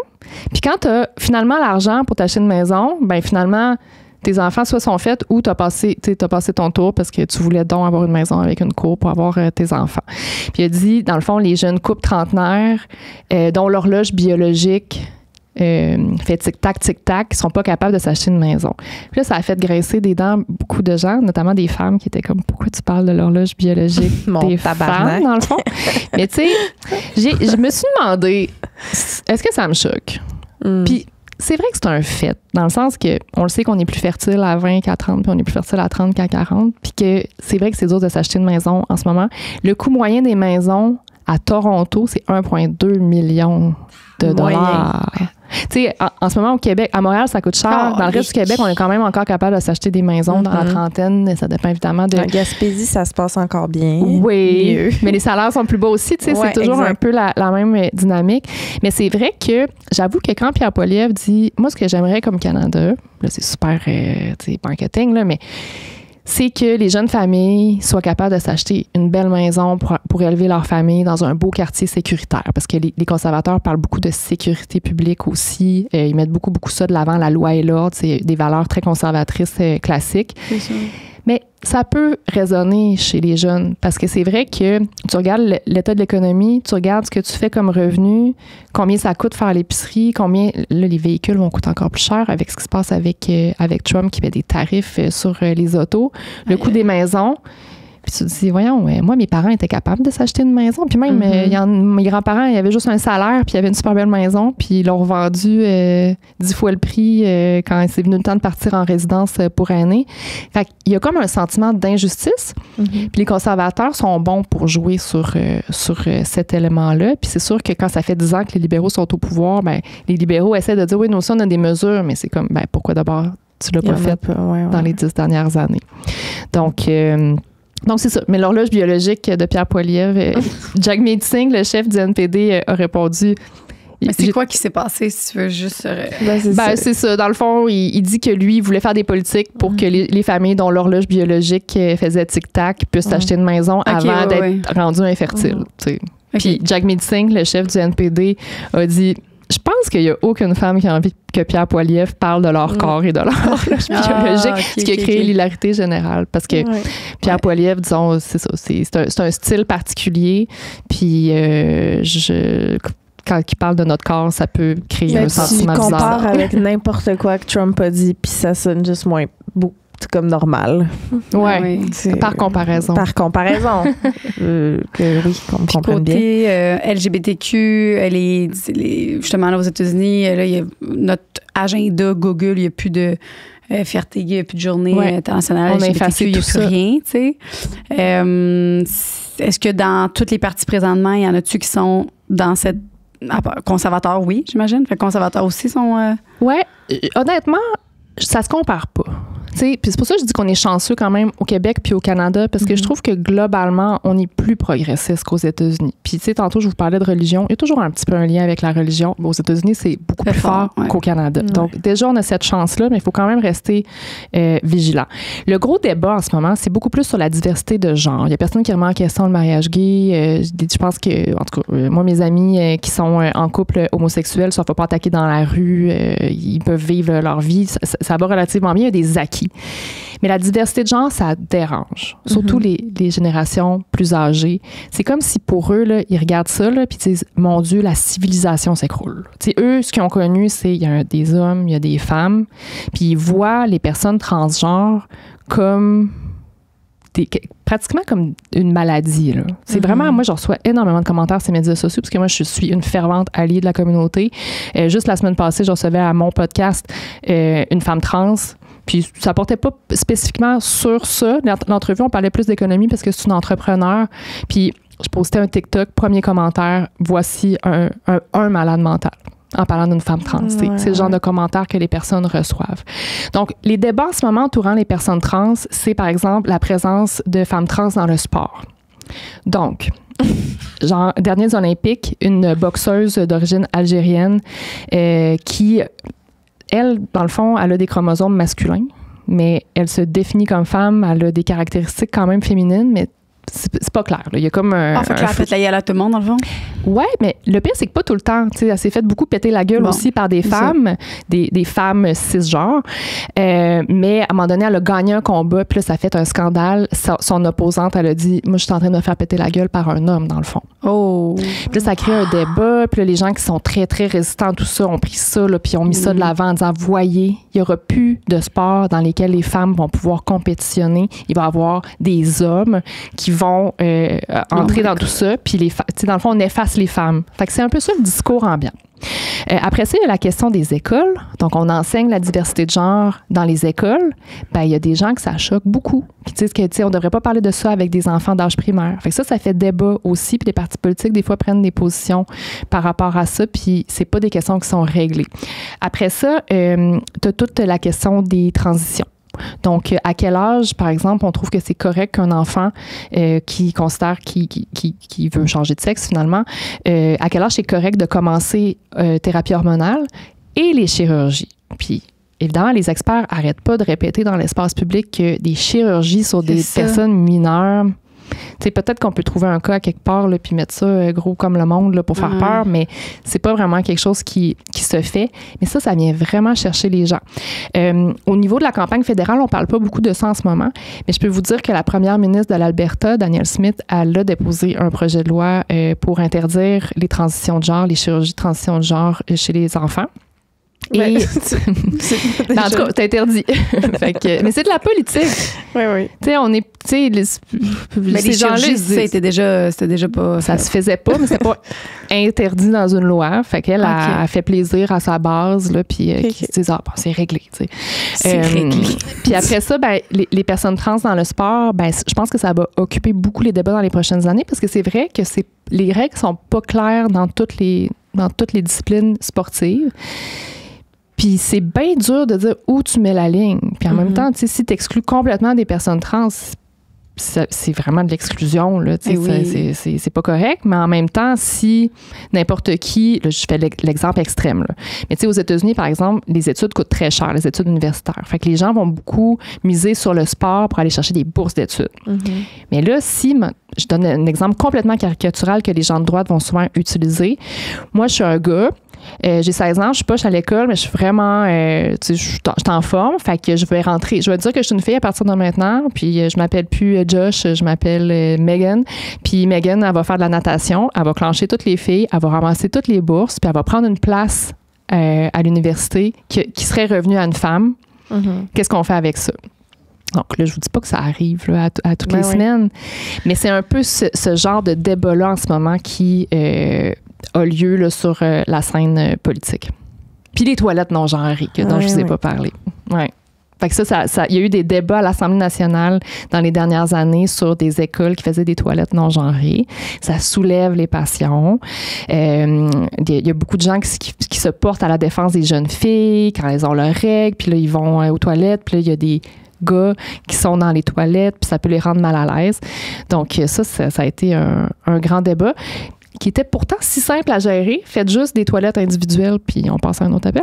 Mais c'est ça, je disais, c'est que je pense que ces toilettes-là, il y avait pas d'entonnoir, il y avait pas d'urinoir, c'était que des toilettes fermées. Fait que à la base, c'est juste qu'ils ont pas nommé ça. Dans le fond, c'est des toilettes fermées dans une pièce. Le débat, c'est si, par exemple, tu rentres dans une pièce où il y a les petites cabines, puis là, n'importe qui peut y aller, puis toi, mettons, comme femme, t'es pas à l'aise qu'il y ait des personnes trans dans ta toilette ou des hommes, si jamais n'importe qui peut rentrer, ben t'as comme pas d'endroit où aller ou te sentir bien. Mais faites juste des toilettes pour tout le monde, individuelles, puis c'est réglé, dans le fond. Là, quand tu vas au dépanneur, t'as une porte, là, tu ouvres ta porte, là, ben et non genré. Tu peux être n'importe quoi puis faire ce que tu as à faire puis ça dérange personne. Mais je pense qu'il y a certaines écoles dans lesquelles c'était compliqué de faire juste des toilettes individuelles parce que c'est l'urinoir. Moi, je suis d'accord. Parce que, mettons, ma fille qui est là puis qu'elle voit Francis pisser puis il est sortir son pénis de même, peut-être pas. Peut-être pas, tu sais. Ça, c'est plus ça. Tu sais, je le vois, je le visualise, mais logiquement, si c'est toutes des toilettes fermées, crème, c'est comme quand on va au dépanneur. Hein, mais ça, là, ne sous-estimez pas comment c'est des débats qui soulèvent les passions. Aux États-Unis, c'est ça, j'avais une amie qui était à mon podcast la semaine passée puis qui disait que avec sa blonde, ils iront pas aux États-Unis là, dans les prochaines années. Elle dit, moi, si je vais aux toilettes, je peux me faire arrêter par la police s'il y a quelqu'un qui est importuné par ma présence. Hein? Ouais. Oh, ouais. Ouais. C'est fou. Puis Donald Trump a dit il y a 2 sexes aux États-Unis à partir de maintenant. Ça, je sais aussi. Fait que, est-ce que ça pourrait faire un effet de contagion ici, décomplexer des gens qui sont déjà homophobes ou transphobes? J'ai l'impression que ça le fait déjà. Là. Ben Ouais. oui, Ben, les gens tous qui les sont groupes- homophobes, c'est sûr, sont encore plus. Là. Exact. Ils Tous se les gênent groupes de plus, là. défense, puis en fait, les personnes elles-mêmes le disent qu'elles le sentent, qu'il y a comme un regain vraiment d'animosité, d'homophobie et de transphobie Vraiment. en ce moment. Et de misogynie. Ça et se de racisme. décline pas encore en proposition des partis politiques, ce qui est une bonne chose, mais je pense qu'il faut rester extrêmement En tout cas, sur les vigilant. réseaux sociaux, dans la liberté des gens, de ressentir la liberté de dire tout ce qu'ils ont envie de dire dans les sections commentaires, là, ça, Ouais. on le sent en esti. Oui, ils sont pas gênés là, de dire ces choses-là. Puis moi, ce qui m'encourage, c'est quand je vois tous les commentaires en dessous des gens qui désapprouvent. ben oui. Je me dis quand même, il y a espoir en l'humanité, mais c'est ça. Fait que c'est pas en ce moment, dans la campagne électorale fédérale, c'est pas vraiment le focus principal, mais en même temps, le fait qu'on n'en parle pas, pour moi, ça constitue toujours un peu un recul parce qu'il faut tellement rester vigilant pour les droits des femmes puis les droits des minorités. Justement, j'aimerais que tu nous expliques comment que les enjeux LGBTQ+, sont interreliés avec les enjeux féministes. Ça, c'est une question vraiment intéressante et d'une grande complexité. Dans le fond, les femmes, c'est pas une minorité. On a été traités comme une minorité pendant des siècles et des siècles, mais on est 50% de la population. Puis ça fait en sorte qu'on n'est vraiment pas, on n'est pas un groupe tout pareil. Il y a toutes sortes de mouvances à l'intérieur du féminisme à la base. La communauté LGBT, c'est un groupe qui est un peu plus restreint. Des fois, dans ce temps-là, il y a des intérêts qui sont un petit peu plus concentrés, un peu plus clairs. Donc, déjà, j'y vois une différence. Mais c'est sûr que le combat pour l'inclusion, pour moi, c'est bon pour tout le monde. Puis le pire, c'est que c'est bon aussi pour la majorité. C'est bon pour l'homme blanc aussi. Tu sais, juste la question de la parité. Donc, en politique, on met de la pression sur les partis pour qu'il y ait autant de femmes que d'hommes députés, ministres, etc. Il y a des groupes de femmes qui veulent que ce soit dans une loi, que tu sois obligé, dans le fond, d'avoir la parité. Fait que c'est 40-60. Fait que ça peut être 40 hommes, 60 femmes ou le contraire, peu importe, mais que tu sois dans la zone paritaire qu'on appelle. Puis il y a des hommes qui s'opposent à ça pour toutes sortes de... en fait, il y a des femmes aussi qui s'opposent à ça en disant, ça devrait juste être la compétence, ça devrait pas être sur la question du sexe de la personne. Bref, ça fait débat. Sauf qu'il y a un argument qui m'a fait rire positivement, c'est que dans le fond, il y a des femmes qui disent la parité, on devrait la mettre aussi parce que ça se pourrait qu'un jour, ce soit le contraire. Tu sais, dans certains corps de métier maintenant, notamment en médecine à l'université, à un moment donné, quand les femmes se sont mises à arriver, les femmes sont meilleures à l'école que les garçons. L'école est moins adaptée aux garçons. Puis on est plus minutieuse aussi, fait que vos chirurgies vont être mieux faites avec nous. Ça ne sera pas botché. C'est pas comme, j'en fais correct 80% du temps. Oui, exactement. Fait que nous autres, on peut aller chercher le cœur plus facilement sans le tuer. T'sais. C'est ça. Fait que, dans le fond, ça peut être le contraire aussi. C'est-à-dire qu'il y a des hommes, des fois, qui pourraient se retrouver désavantagés, qu'on n'essaie pas d'avoir une parité des deux côtés. Fait que ça, c'est... Ouais, écoute, puis pour moi, les questions d'égalité et d'inclusion, c'est bon pour tout le monde. Faut pas le voir comme, si je donne un droit supplémentaire à cette minorité-là, ça m'enlève quelque chose. Moi, je vois beaucoup plus ça comme on additionne, puis c'est pas si dur de faire une place à tout le monde. Par contre, il faut pas non plus que ça devienne une tyrannie de la minorité. Il faut trouver des compromis où est-ce que tout le monde sent qu'il a sa place. Mais moi, je pense que c'est vraiment possible. Puis pour ça, je trouve que le féminisme et les enjeux LGBTQ se rejoignent parce que, dans le fond, c'est ça qu'on veut. On veut que tout le monde ait une place dans notre société.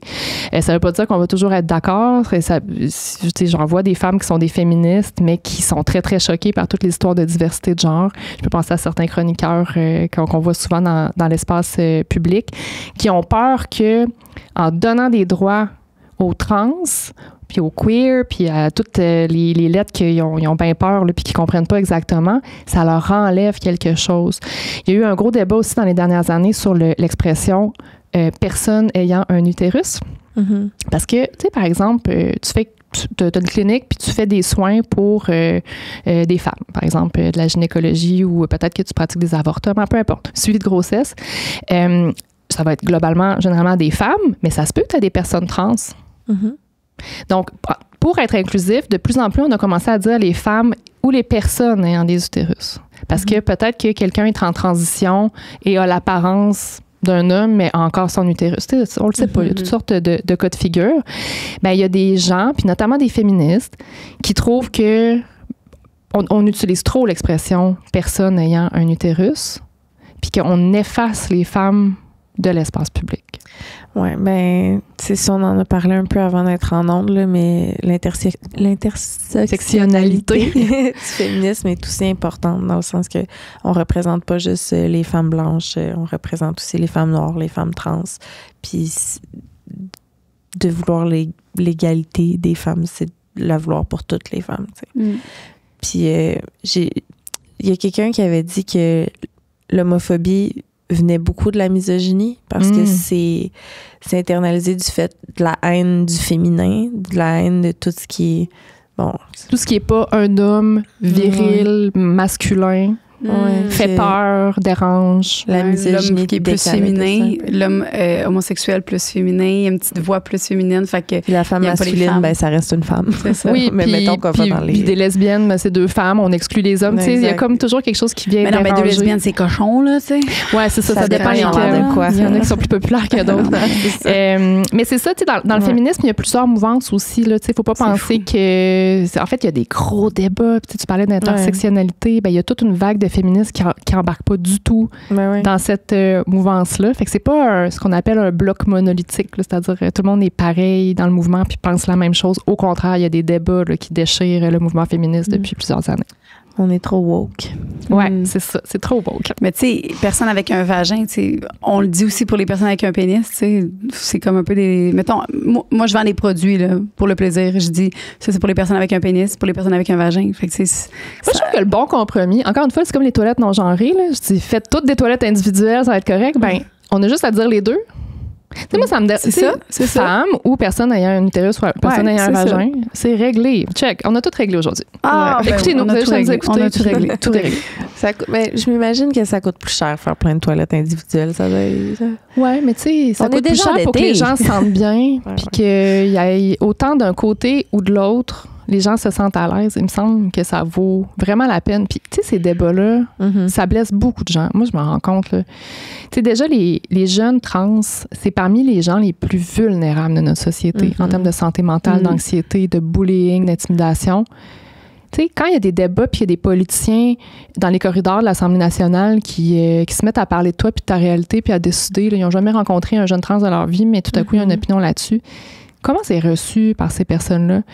Les parents aussi des jeunes trans. Tu sais, moi, j'ai pas cet enjeu-là chez moi, mais tu sais, juste quand ton enfant revient en disant « j'ai été victime d'intimidation », moi, j'ai comme envie de retirer mon enfant de l'école puis de m'acheter une ferme puis qu'à c'est pas grave, on va faire pousser des légumes. Puis, 100%.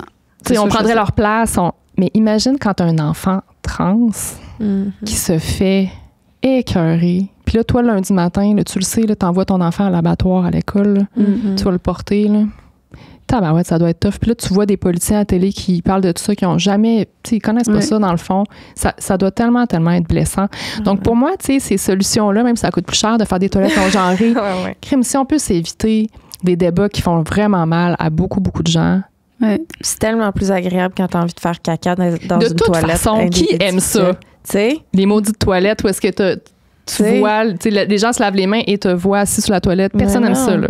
Tu fais pipi, puis là, tu lâches un petit pet sans faire exprès. C'est super gênant. Oui, il n'y a personne qui aime ça. OK, comment faire comprendre l'importance des enjeux féministes à ceux qui ne voient que les côtés économistes capitalistes des élections? Oui, on a vraiment une campagne qui parle d'économie, puis très, très peu des femmes. Honnêtement, je vais être un peu pessimiste. OK. Je pense pas que cette campagne électorale-ci, on va être vraiment là-dessus.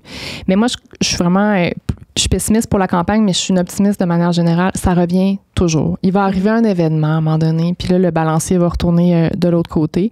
Moi, c'est sûr que moi, je me considère féministe, mais mon approche dans la vie par rapport à tout ça, c'est toujours de le faire d'un point de vue de mobilisation puis d'essayer d'intéresser les gens. Et les gens qui sont des militants puis qui sont hyper agressifs puis qui jugent beaucoup les opinions des autres, pour moi, c'est pas très efficace pour convaincre. Fait que moi, mon approche, c'est toujours de poser des questions, d'accueillir aussi les opinions des autres, puis d'essayer de faire avancer un petit peu par petit peu leur opinion. Je trouve qu'il y a des fois des gens, on dirait qu'ils pensent qu'en donnant une claque d'en face à quelqu'un, la personne va t'écouter après. Ça fonctionne pas. Fait que pour moi, la bonne approche, c'est de pas lâcher, c'est de continuer de parler de ces enjeux-là, puis d'essayer de faire le lien aussi avec la vie des gens. Puis tu sais, les enjeux féministes, les gars, là, ça leur saute pas d'en face, là. Tu sais, faut les intéresser. Tu sais, je vais vous raconter une histoire qui s'est passée à l'Assemblée nationale quand j'étais là. Il y a un député, à un moment donné, il y a une nouvelle qui sort, qu'il y a un député dont il y a une fille qui a porté plainte pour agression sexuelle. Ça fait quelques années. Puis là, toutes les filles, on se regarde, on le sait c'est qui. On le sait, il nous a toutes harcelées. On le sait tout de suite. Puis là, je recommence à recevoir des messages de journalistes ou d'employés politiques, gars, qui sont comme « Hein, c'est qui? » Puis j'étais comme... C'est fou comment ils sont dans leur bulle des fois puis ils voient pas ça. Ou tu sais, quand tu as des discussions avec des gars, des amis, de la famille, puis que tout le monde commence un peu à s'ouvrir sur, tu sais, dans toute l'époque MeToo aussi, on s'est mis beaucoup à parler de ça, puis il y a beaucoup de gars qui ont réalisé toutes les filles autour de moi ont été soit harcelées, soit agressées, genre dans le fond. Puis là, il y avait comme une réalisation. On dirait qu'ils voient pas ça naturellement. Mais ça les concerne pas. Mais tu sais, ils sont tous comme moi, ouais, là, je suis pour ça. Oui, mais qu'est-ce que tu as fait récemment? Tu sais, comme quand, mettons, tu es avec tes amis puis qu'il y a un gars qui fait une joke de mon oncle, tu dis-tu quelque chose ou tu fais, mais c'est pas grave? Est-ce que ça t'intéresse? Puis je trouve que la réponse, malheureusement, c'est souvent non. Puis la politique, ça demeure très masculin. Moi, mes followers sur mes médias sociaux, c'est 75-80% des hommes. Ah ouais. La politique, ça fait plus peur aux femmes, on dirait, ça les intéresse moins à la base. On aime moins le conflit, peut-être. Je pose des hypothèses, là, puis évidemment, on est toutes un peu différentes. Mais traditionnellement, ça a moins attiré les femmes. Il faut dire que la politique était faite par des hommes pour des hommes pendant 10 000 ans. Là, fait que c'est un peu normal. Ça fait 70 ans qu'il y a des femmes qui font de la politique. Fait que c'est pas beaucoup dans toute l'histoire de l'humanité. Mais on le sent vraiment. Donc, le travail d'intéresser les gens aux enjeux féminins, c'est toujours une pente qui est très, très à pic. C'est pour ça qu'il ne faut jamais lâcher. Tu sais, tantôt, tu disais que les hommes qui perdent pas réellement de droits, mais que c'est un ajout. Oui. Mais quand même, tu sais, je m'imagine là, être un homme blanc, là, que j'ai tout ce que je veux puis que tout est en ma faveur depuis des années. Ils perdent quand même à ce que les autres gagnent parce que de c'est leur privilège. De leur privilège. Ben oui. Fait que c'est sûr que je m'imagine être un homme. Ça m'intéresse pas parce que je sais que je suis bien. Je suis très confortable. Ouais. Fait que c'est sûr qu'il y a quand même aussi une espèce de tu dois faire face à un inconfort si tu acceptes que les autres te rejoignent. Oui, puis il y a personne qui, naturellement, a envie d'être moins confortable. Ben non. C'est un peu la même chose avec l'environnement, ça me fait penser. Les gens sont tous comme, ouais, je suis pour ça l'environnement. OK, il faudrait que tu changes tes habitudes, puis que tu. Ça me tente moins tout à coup, tu sais. Ouais. Mais t'as absolument raison. Puis, tu sais, moi, je suis maman de 2 garçons. Tu sais, il y a eu. Des fois, je t'inquiète aussi, pas parce que je veux pas que les gens aient l'égalité, mais c'est sûr que j'ai pas envie qu'on jette le bébé avec l'eau du bain, puis que finalement, parce que mes fils, c'est des gars, ils n'ont pas accès à des bourses, à des programmes spéciaux pour faire plus de place aux minorités, puis ils n'ont pas toujours des super bonnes notes parce que l'école, c'est difficile dans leur cas, puis c'est pas nécessairement naturel chez eux. C'est sûr, des fois, ton réflexe, c'est de dire, ben là, attention, il ne faudrait pas oublier nos garçons. Mais on est tous d'accord là-dessus. Mais pour moi, c'est pas d'arrêter nos efforts avec les minorités, puis nos efforts pour l'égalité entre les hommes et les femmes. C'est plus de se demander, ben OK, qu'est-ce qu'on peut faire aussi en parallèle pour s'assurer que les gars se sentent bien aussi, tu sais. Puis il y a eu... Ça fait débat, ça aussi, ça choque. Tu sais, je pense à mon amie Elisabeth Lemay, tu sais, qui elle est comme, vous faites pas pitié, les gars, tu sais, puis vous nous ferez pas pleurer. Moi, j'ai quand même un petit peu de pitié dans le sens que, tu sais, je regarde, par exemple, les hommes qui font de la violence conjugale, les hommes qui tombent dans les mouvements masculinistes, c'est pas que j'ai de la sympathie pour eux, c'est que je me dis, comment on peut faire pour pas qu'ils se rendent là? Dans le fond, est-ce qu'il y a des choses qu'on fait pas correctement dans le système scolaire, dans notre manière d'élever les garçons? Tu sais, j'aimerais mieux qu'il n'y ait pas de gars comme ça. Je trouve que c'est quand même beaucoup nous rendre responsables de leurs issues, tu sais. C'est comme... C'est le summum de la charge mentale, dans le fond. Exact. C'est comme, OK, fait que ton problème, c'est de notre faute, ça aussi. Bon, ben, tabarnak. Honnêtement, je comprends. Mais tu sais, puis avec tout ce qui s'est passé avec les mouvements masculinistes, il y a eu un débat sur est-ce qu'on aurait les invités ou non, par exemple, à la télé ou dans des podcasts, etc., leur donner des tribunes. Puis moi, ça me dérange beaucoup, ces discours-là, mais je me disais, oui, il faut qu'on se parle. Puis c'est sûr qu'on pourrait juste être fâchés puis leur cracher dessus, ça nous ferait du bien. Absolument. Puis après ça, ben finalement, il va être encore plus convaincu dans sa position. Puis je suis pas sûre qu'on a avancé comme société. C'est difficile de pas se fâcher des fois. Tu sais, tu parlais tantôt de comme que c'est vrai qu'on n'a pas le goût d'écouter après une claque d'en face. C'est 100% vrai. Mais des fois, là, de contrôler ce genre de conviction-là, cette rage-là que tu as, parce que c'est frustrant ce qui peut se passer. Des fois, c'est difficile de pas juste lancer une claque. T'sais. Puis le message passe pas tout le temps, c'est ça, c'est que moi, je suis très comme toi, dans le sens que j'ai tout le temps été beau. J'ai 3 frères, je suis élevée très pour l'égalité. J'ai jamais... je vais pas être dans l'attaque dans mon discours. Je veux juste qu'on soit bien, puis que tout le monde soit égal, puis dans la paix, là, un peu. Ça, c'est mon discours. Mais mon discours, puis le discours, mettons, c'est lequel, des fois? Des fois, son discours à elle... il peut faire quelque chose. Oui, c'est peut-être pas le meilleur, on s'entend, mais il va peut-être avoir une plus grande répercussion parce que moi, mon discours à moi, il n'y a pas grand monde qui l'entend. La paix, aimez-vous. Tu comprends? Je trouve ça c'est triste, mais intéressant ce que tu apportes parce que, pour vrai, c'est vrai que si tout le monde était gentil, puis qu'on choquait jamais personne, puis qu'on prend tout le monde par la main, puis qu'on dit « je comprends ton opinion », ben finalement, ça bougerait jamais. Fait que je pense qu'on a besoin des deux. Tout. Tu sais, je pense, par exemple, aux droits civils aux États-Unis, les droits des Noirs, après... dans les années 60, notamment, où ça bougeait beaucoup. Mais c'est sûr que s'il n'y avait pas eu de mouvement où, à un moment donné, il y avait des mouvements un petit peu plus violents, moi, je suis vraiment pas favorable à la violence, mais ça a brassé la cage. Il y avait des Noirs qui allaient, par exemple, dans des restaurants réservés aux personnes blanches, qui s'assoyaient au comptoir, qui se faisaient arrêter par la police. Tu sais, des fois, il faut déranger. Je suis d'accord.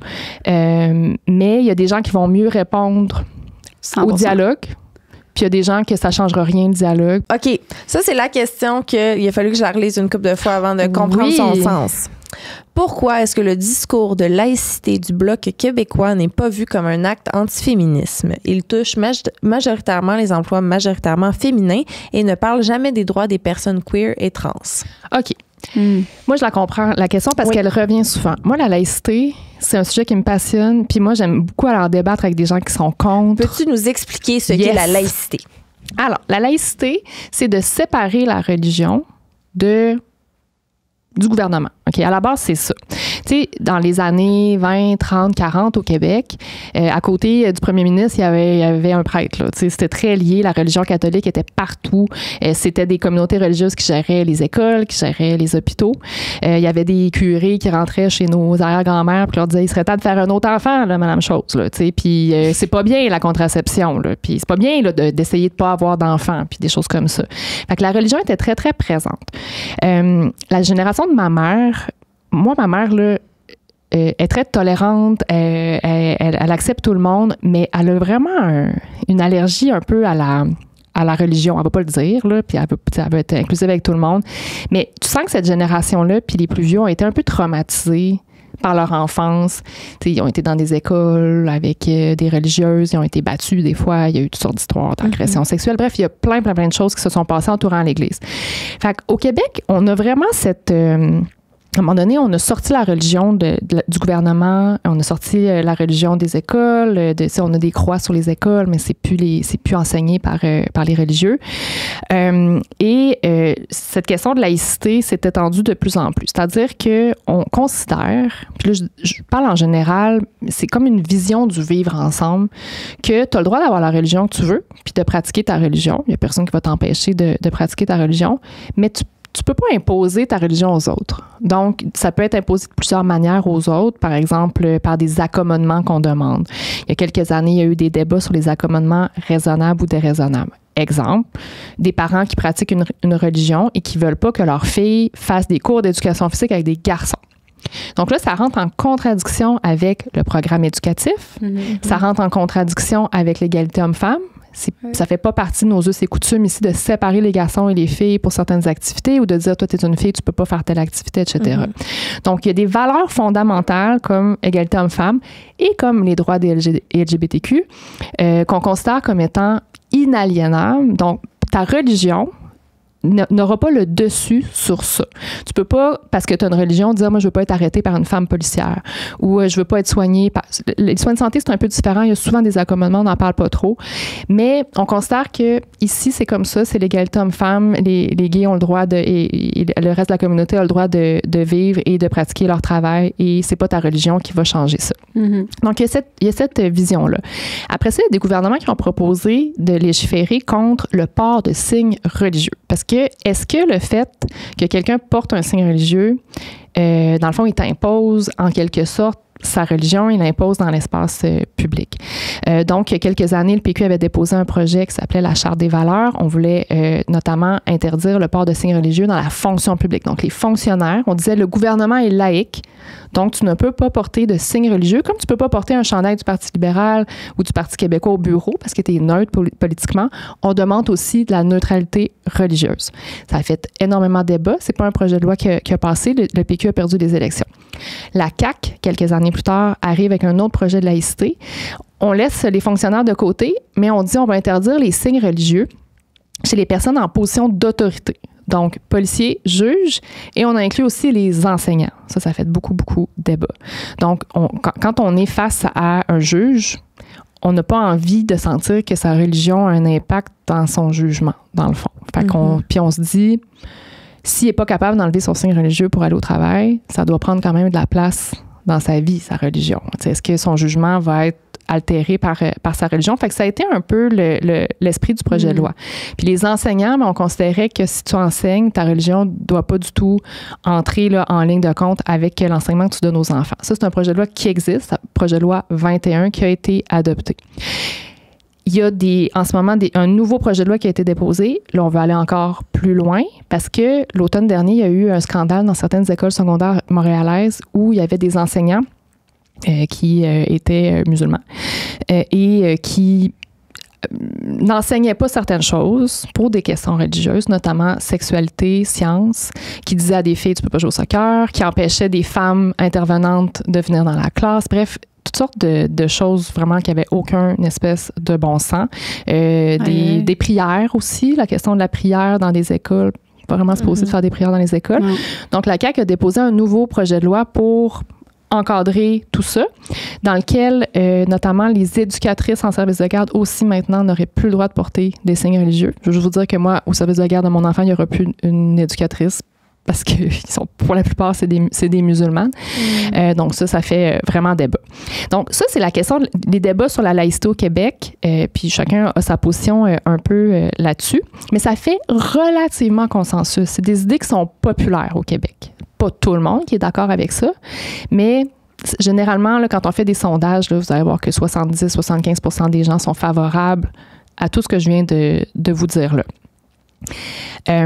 Maintenant, quand tu prends le féminisme et que tu mets la laïcité, là, il se passe toutes sortes d'affaires vraiment bizarres parce qu'il y a vraiment un paradoxe. Il y a un mouvement féministe intersectoriel notamment qui disent, par exemple, interdire des signes religieux chez une femme. Ça vient effectivement affecter de manière disproportionnée les femmes musulmanes parce qu'elles portent le foulard. Mais en même temps, la loi s'applique pareil à tout le monde. C'est juste que ta religion fait en sorte que tu portes un signe qui est visible. Mais c'est pas de notre faute. Dans le fond, c'est ta religion qui t'oblige à porter quelque chose. C'est ça, je disais, les hommes avec le turban. Le turban, ou c'est ça implique ça aussi. Fait. Oui. Puis, tu sais, moi, j'ai pas le droit de toute façon, je suis pas du tout pratiquante ou quoi que ce soit, mais je pourrais pas, si j'étais juge, arriver avec une grosse croix dans le cou non plus. C'est juste que c'est moins dans nos pratiques. Tu sais, il y a des religions qui mettent plus ça de l'avant. Ouais, ben exactement. Puis d'ailleurs, j'ai posé la question au gouvernement quand ils ont déposé leur nouveau projet de loi, parce que tout le personnel des écoles, maintenant, plus aucun signe religieux. Puis fait que c'est ça, si un gars avec un tatou, avec une Vierge Marie, ça marche tout, ça marche pas. Ils ne savent pas encore. Là. Ça peut poser toutes sortes de questions. Mais quand tu es féministe, mettons, là, je vais vous poser la question à vous deux. Tu vas au parc safari un bon samedi matin, puis là, tu joues dans la piscine avec tes enfants, puis là, tu vois, il y a une dame qui porte un voile intégral, donc une burqa ou un niqab, visage couvert. Elle est sur le bord de la piscine, elle ne peut pas se baigner. Son mari est quasiment en speedo, là, avec les enfants dans la piscine, s'amuse. Tu regardes ça. C'est quoi, à votre avis, la position féministe à avoir par rapport à ça? Est-ce que tu te dis, voyons, ça n'a pas de bon sens? T'sais, ou tu dis, ah non, c'est son choix. Puis moi, je ne vais pas dire aux femmes comment s'habiller. Je veux respecter son choix. Moi, j'ai pas de réponse toute faite à ça. Je sais pas ce que vous en pensez. C'est difficile. C'est comme quand ça vient... C'est parce que c'est du cas par cas, j'ai envie de dire, que c'est vraiment quand ça en vient au choix de la femme. Parce qu'il y a tellement de femmes qui portent le voile pour elles, que pour elles, c'est un signe d'empowerment, que c'est comme ça qu'ils sentent qui se détachent de l'homme, que c'est comme ça qu'ils reprennent leur pouvoir. Il y a plein de femmes que c'est ça. Mais c'est sûr que quand tu m'apportes dans cette question-là à le rapport à l'homme qui domine, c'est quoi? C'est la femme se soumet à l'homme comme l'homme se soumet à Dieu, là. Ça, c'est sûr que ça me parle un peu moins, on va se le dire, là, mais je comprends que c'est vraiment... c'est un terrain qui peut être flou. Puis la ligne, elle peut être dure à mettre. C'est à quel moment où on sait où c'est réellement ton choix ou pas. Donc, tu sais, beaucoup de féministes qui voient les hijabs, les niqabs, les burqas comme des signes de soumission de la femme. Puis en même temps, d'autres féministes qui disent c'est pas à nous de dire aux femmes comment s'habiller. Vous trouvez pas ça bizarre de dire dévêtis-toi? Tu sais, c'est vraiment quelque chose qui fait débat puis qui est pas si évident que ça. Puis quand tu vois, par exemple, une gang de filles qui sortent de l'université, par exemple, d'origine maghrébine, il y en a certaines qui ont le hijab, il y en a d'autres qui l'ont pas. Quand je regarde une gang comme ça, je me dis, ouais, c'est un choix, dans le fond. Il y en a qui le portent pas, puis il y en a qui le portent. Mais la ligne est dure à tracer. Il n'y a pas de projet de loi en ce moment ou quoi que ce soit qui veut interdire aux femmes en fait, à n'importe qui de mettre des signes religieux dans l'espace public. Mais dans certains postes, on considère que, premièrement, c'est le visage découvert. Là, on avait un phénomène récemment dans certaines écoles de Montréal où il y avait des élèves qui, en fait, ils mettaient un hijab plus un masque, comme de COVID, là. Fait que, mais à tous les jours. Aïe, aïe, aïe. Fait que là, qu'est-ce que l'enseignant fait? Parce qu'il dit, les élèves devraient avoir le visage découvert, mais en même temps, ça me dit qu'elle a un rhume à tous les jours, qu'est-ce que je peux rien y faire. Fait que là, dans le projet de loi qui a été présenté par Bernard Drinville, c'est visage découvert en classe. Mais moi, j'étais comme, OK, puis si t'as le rhume, tu peux, ou tu sais, comment ça va marcher? C'est vraiment particulier. Fait que c'est bien compliqué. Mais moi, je pense que tu peux être féministe et pour la laïcité.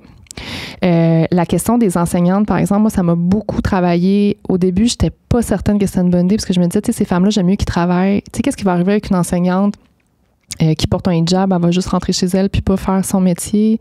Est-ce que aussi mes enfants, tu sais, moi, je veux qu'ils voient quand même la diversité. J'ai pas envie qu'il y ait une éducation teintée de religion du tout.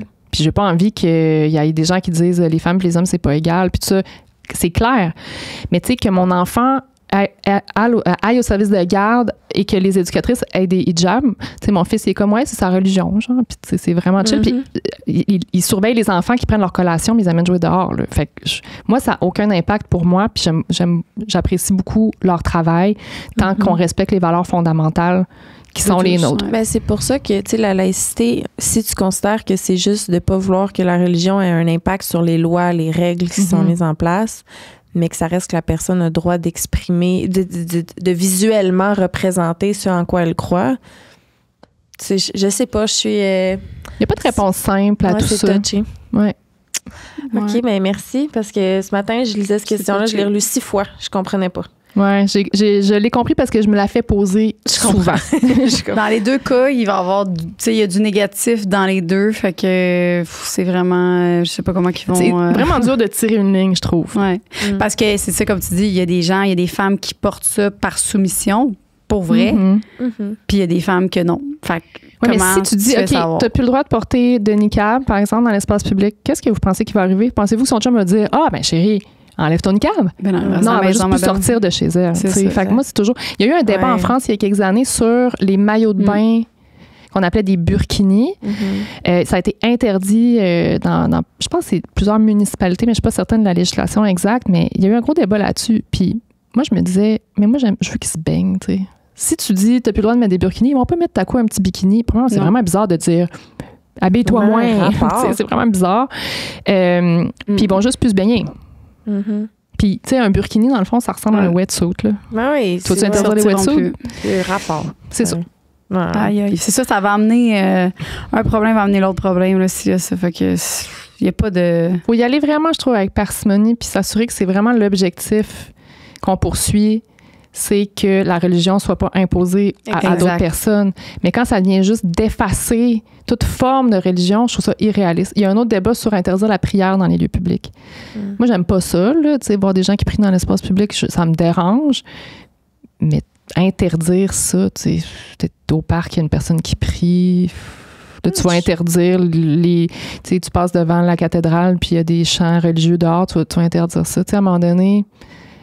S'ils bloquent pas la rue puis qu'ils viennent pas parler à mes enfants puis leur dire des évangéliser, ça me dérange pas, là. C'est ça, voilà. Ouais.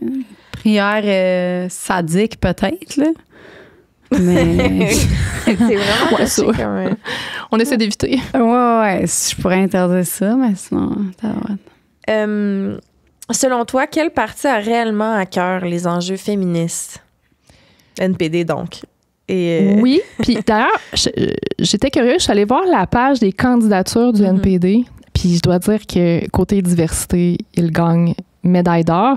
Côté parité, ils gagnent la médaille d'or aussi. C'est eux qui ont le plus de candidatures féminines, mais pas seulement féminines. Là, je voyais avec clairement des personnes de la diversité de genre aussi, des personnes autochtones, des personnes de la diversité culturelle. Je leur donne la médaille d'or. Médaille d'argent, côté en tout cas parité homme-femme, c'est le Bloc québécois qui a plus de candidatures féminines. Médaille de bronze, libéraux, puis médaille de plomb, les conservateurs. Puis Parti vert, oui. Et de participation. J'ai pas vérifié. On vérifiera. Mais moi, mon guess, ce serait qu'il doit y avoir quand même pas mal de femmes. Ben oui. À vérifier. C'est une affaire de femmes, les plantes, là. On essaie, là. Vos plantes vont plus vivre longtemps avec les femmes, là, c'est sûr. Ouais, pas chez nous. Au niveau des droits des groupes opprimés, femmes, immigrants, personnes handicapées, est-ce qu'il y a une grosse différence de valeur entre le Parti libéral et le NPD? Je pense que maintenant, oui. C'était pas nécessairement le cas avec Justin Trudeau comme chef du Parti libéral. C'était très proche. Puis d'ailleurs, je pense que ça a contribué beaucoup à ce que les libéraux aient cherché le vote du NPD, parce que tu avais un Parti libéral qui était très, très fort sur ces questions-là.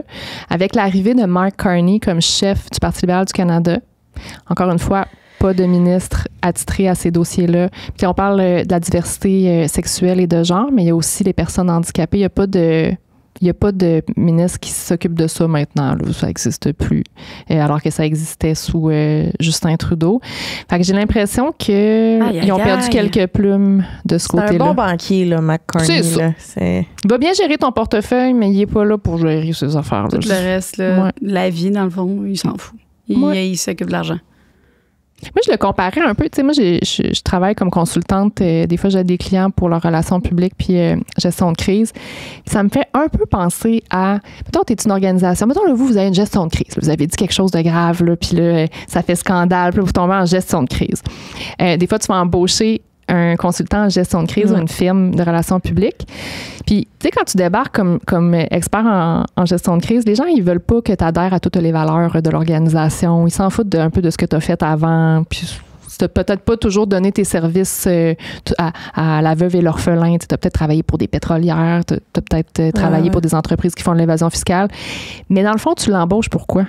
Pour qu'il te sorte de la chenoute. Le reste, tu t'en fous. Mais je trouve que c'est un peu ça, Mark Carney, dans le fond. Puis c'est comme ça qu'il réussit à se carrer, c'est que les gens sont comme, je m'en fous un peu du reste en ce moment, règle mon problème avec Trump. Ouais, c'est ça. C'est juste, ça va amener d'autres problèmes. Ben oui, ça va revenir. Là. Les problèmes n'ont pas disparu comme par magie parce qu'on n'en parle plus. Là. Mais là, l'alliance là, qu'il y avait entre le NPD et les libéraux, c'est-tu complètement brisé, ça? C'est revenu? C'est-tu comment qu'on... Là, pour l'instant, complètement brisé. Donc, c'est deux partis politiques complètement indépendants. Tu sais, ça faisait plus de sens un Justin Trudeau qui s'allie avec un Jagmeet Singh qu'un Mark Carney qui s'allie avec un Jagmeet Singh. J'ai l'impression qu'on va avoir moins d'affinité comme tel, surtout que Mark Carney essaie d'un peu de se différencier de son prédécesseur, de Justin Trudeau. L'autre affaire, c'est que c'est mathématique. Dans le fond, Justin, il s'est pas dit un matin, « Oh, je l'aime bien, Jagmeet, on va faire une alliance. » C'est pas ça. C'est que dans le fond, il n'y avait pas assez de députés pour avoir la majorité en Chambre. Fait que si tu fais pas une alliance, tu perds tes votes. Je comprends. Donc, il fallait qu'il aille chercher des députés qui allaient voter de son bord. Donc, il a fait un deal avec le NPD. Si le NPD, là, je fais un scénario catastrophe, a 3 députés, puis que on a un gouvernement minoritaire, donc on a besoin de faire une alliance, ben peut-être que le Parti libéral pourrait se retourner vers le Bloc québécois. C'est pas souvent arrivé. Le Bloc a déjà plus fait des alliances avec des conservateurs. Mais ça peut contribuer aussi à adoucir certaines politiques. Tu sais, par exemple, si on a un Parti conservateur minoritaire qui fait des compromis avec des partis d'opposition, des fois, ça fait en sorte que tu peux pas passer toutes les lois que tu veux parce qu'il faut que tu t'entendes avec d'autres partis politiques. Fait que c'est ça l'idéal. Idéalement, c'est toujours le plus possible, à moins que ce soit vraiment ton parti préféré. Là, mais c'est ça. Mais en ce moment, c'est un autre dilemme vraiment intéressant, c'est que moi, par exemple, Mark Carney, je le connais pas beaucoup. J'ai pas envie qu'on lui donne un chèque en blanc nécessairement. Les conservateurs, j'ai pas envie nécessairement tout le temps qu'il y ait un gouvernement majoritaire parce qu'il y a des affaires, notamment sur l'environnement, fait que ça serait bien un gouvernement minoritaire, mais en même temps, on est en crise avec les États-Unis. Fait que là, ça veut dire qu'à chaque fois que tu veux prendre une décision, il faut aller voir les partis d'opposition. Tu dis, les amis, je peux-tu faire ça? Hey, tu sais, pas sûr en termes d'efficacité que c'est la chose à faire. Fait que ça va être aux électeurs de décider. Vu qu'on est en gestion de crise présentement. Tu sais, quand tu es dans gestion de crise, est-ce que tu veux qu'il y ait 5 porte-paroles? Non. Tu veux qu'il y ait un porte-parole, tu sais. Très intéressant. Merci de cette analogie. Ouais. Vraiment. Là, je sais que ça fait 1h30 qu'on tourne, mais j'ai besoin qu'on adresse tous les questions qu'on a parce que je trouve ça important. Fait que j'aimerais ça voir avec toi. Au pire, des questions en rafale le plus possible. OK, réponse comme ça. Ouais, OK. Super. C'est des questions larges quand même. C'est pas des questions je vais essayer. Je vais faire mon mieux. Ouais. OK. Qu'est-ce qui explique le manque de représentation des femmes en politique? Réponse courte. 10 000 ans de domination masculine. Ça fait 70 ans qu'il y a des femmes en politique. Ça va prendre un peu plus de temps. Ouais. Je sens aussi moins naturellement une attirance pour le conflit chez les femmes. Je pense que la partisanerie puis la joute politique, là, où est-ce qu'on se rentre dedans, il y a beaucoup de femmes que ça peut rebuter. Mais la politique, c'est pas juste ça. C'est juste qu'on montre beaucoup ça dans les médias, mais il y a toutes sortes de belles choses qui se passent, de la collaboration. Tu peux avoir un impact qui est exceptionnel. Tu sais, je pense à des projets de loi, des politiciennes comme Véronique Yvon qui ont mis la loi sur l'aide médicale à mourir au Québec, qui a été faite dans un esprit de collaboration. Ça peut pas tout être toujours de la collaboration parce qu'il y a des conflits dans la société, fait qu'il y a des conflits en politique, mais c'est possible. Fait que moi, vraiment, le message que j'envoie aux femmes, c'est si vous voulez que la politique vous ressemble, mais on n'a pas vraiment d'autre choix que d'y aller. Puis les choses ont beaucoup évolué, notamment sur les questions de conciliation famille-travail. C'est pas parfait.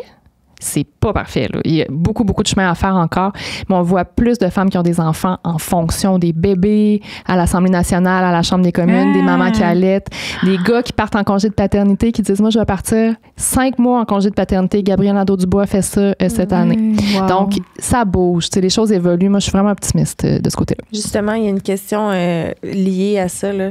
Selon ce que tu as vu, comment l'annonce d'une grossesse peut affecter la carrière d'une femme en politique présentement? C'est mieux que c'était, mais ça demeure compliqué. Tu sais, par exemple, je pense à Geneviève Guilbeault, qui est la vice-première ministre du Québec. Je m'en vais dans la politique provinciale un peu.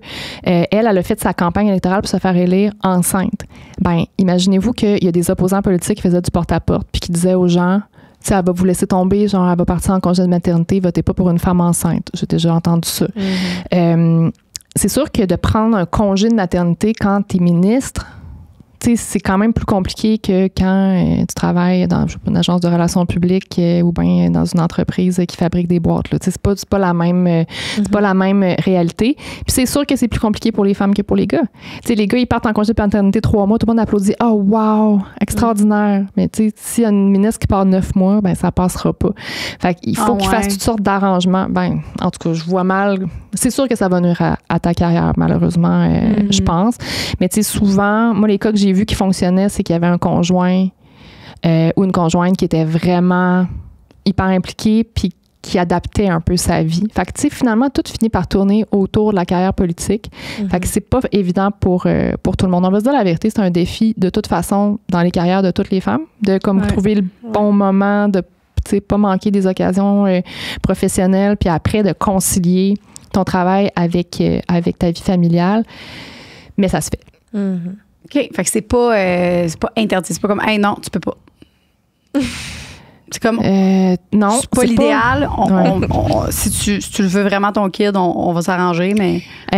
On en voit de plus en plus avec toutes sortes de cas de figure différents. Il y a une ministre au niveau fédéral libéral qui s'appelle Karina Gould qui a eu un enfant en fonction, était ministre et tout ça, puis ça a vraiment eu l'air de bien se passer. Mais tu sais, je sais pas c'est quoi sa situation familiale. Peut-être qu'elle avait son papa qui a pris le congé avec peut-être elle. Que sa mère habite dans la même maison puis qu'elle s'occupe tout le temps. Tu sais, on le sait pas, mais c'est sûr que si t'es une mère monoparentale, pas de famille, puis que tu es en politique, puis tu vas avoir un enfant, je te souhaite bonne chance. Ouais, c'est ça. Je comprends. La dernière question que je te poserai ici, puis on te prendrait après un petit 15 minutes sur notre Patreon. Est-ce que ça te va? Oui. OK. Dernière question. Est-ce que, parce que je sais qu'on l'a déjà abordé, mais quand même, je pense que de creuser là-dessus, c'est important. Est-ce que c'est mieux de voter stratégiquement pour conserver nos droits ou de voter avec notre cœur? Je peux pas répondre un ou l'autre, honnêtement. Ça dépend de où tu vis, puis ça dépend du contexte politique. Tu sais, si par exemple, à un moment donné, il y a vraiment un enjeu, tu sais, sur, par exemple, les droits, là, dans cet exemple-là, ben, tu vas dire, est-ce que dans mon comté, parce qu'on a un système politique qui est indirect, hein, dans le fond, on vote pour un député, puis c'est le parti qui a le plus de députés, que le chef va devenir le premier ministre, puis il va choisir ses ministres. Fait que, tu sais, on n'a pas, tu sais, notre impact est vraiment, vraiment indirect. Donc, moi, je vous invite vraiment à regarder les deux. Donc, faire la boussole électorale pour connaître vos valeurs, mais aussi regarder dans chaque circonscription, tu sais, qu'est-ce qui serait pour toi ton premier choix, ton deuxième choix, ton troisième choix.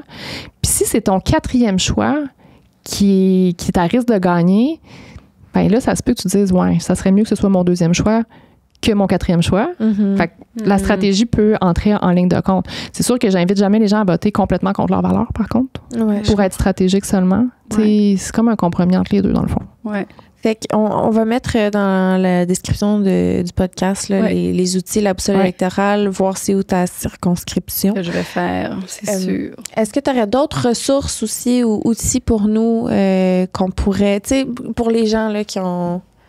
Parce que le podcast, c'est vraiment cours 101 pour des gens qui... Je pourrais peut-être inviter les gens à follower quelques petits comptes. Si tu veux prendre le temps d'y penser, on va juste te dire que dans la description de cette vidéo-là, il va y avoir des ressources puis des outils. Puis là, je veux pas faire de la méga autoplug, mais c'est sûr que si les gens veulent me suivre sur Instagram, sur TikTok, je fais souvent des petites capsules. Puis il y a Lambert Drainville qui fait des capsules aussi sur TikTok, en plus qui est plus jeune, là, qui fait plus génération TikTok. Fait qu'on pourrait mettre aussi son compte, ça pourrait être intéressant que les gens suivent. Il fait des petites capsules de vulgarisation vraiment cool qui s'adressent à un public qui est jeune.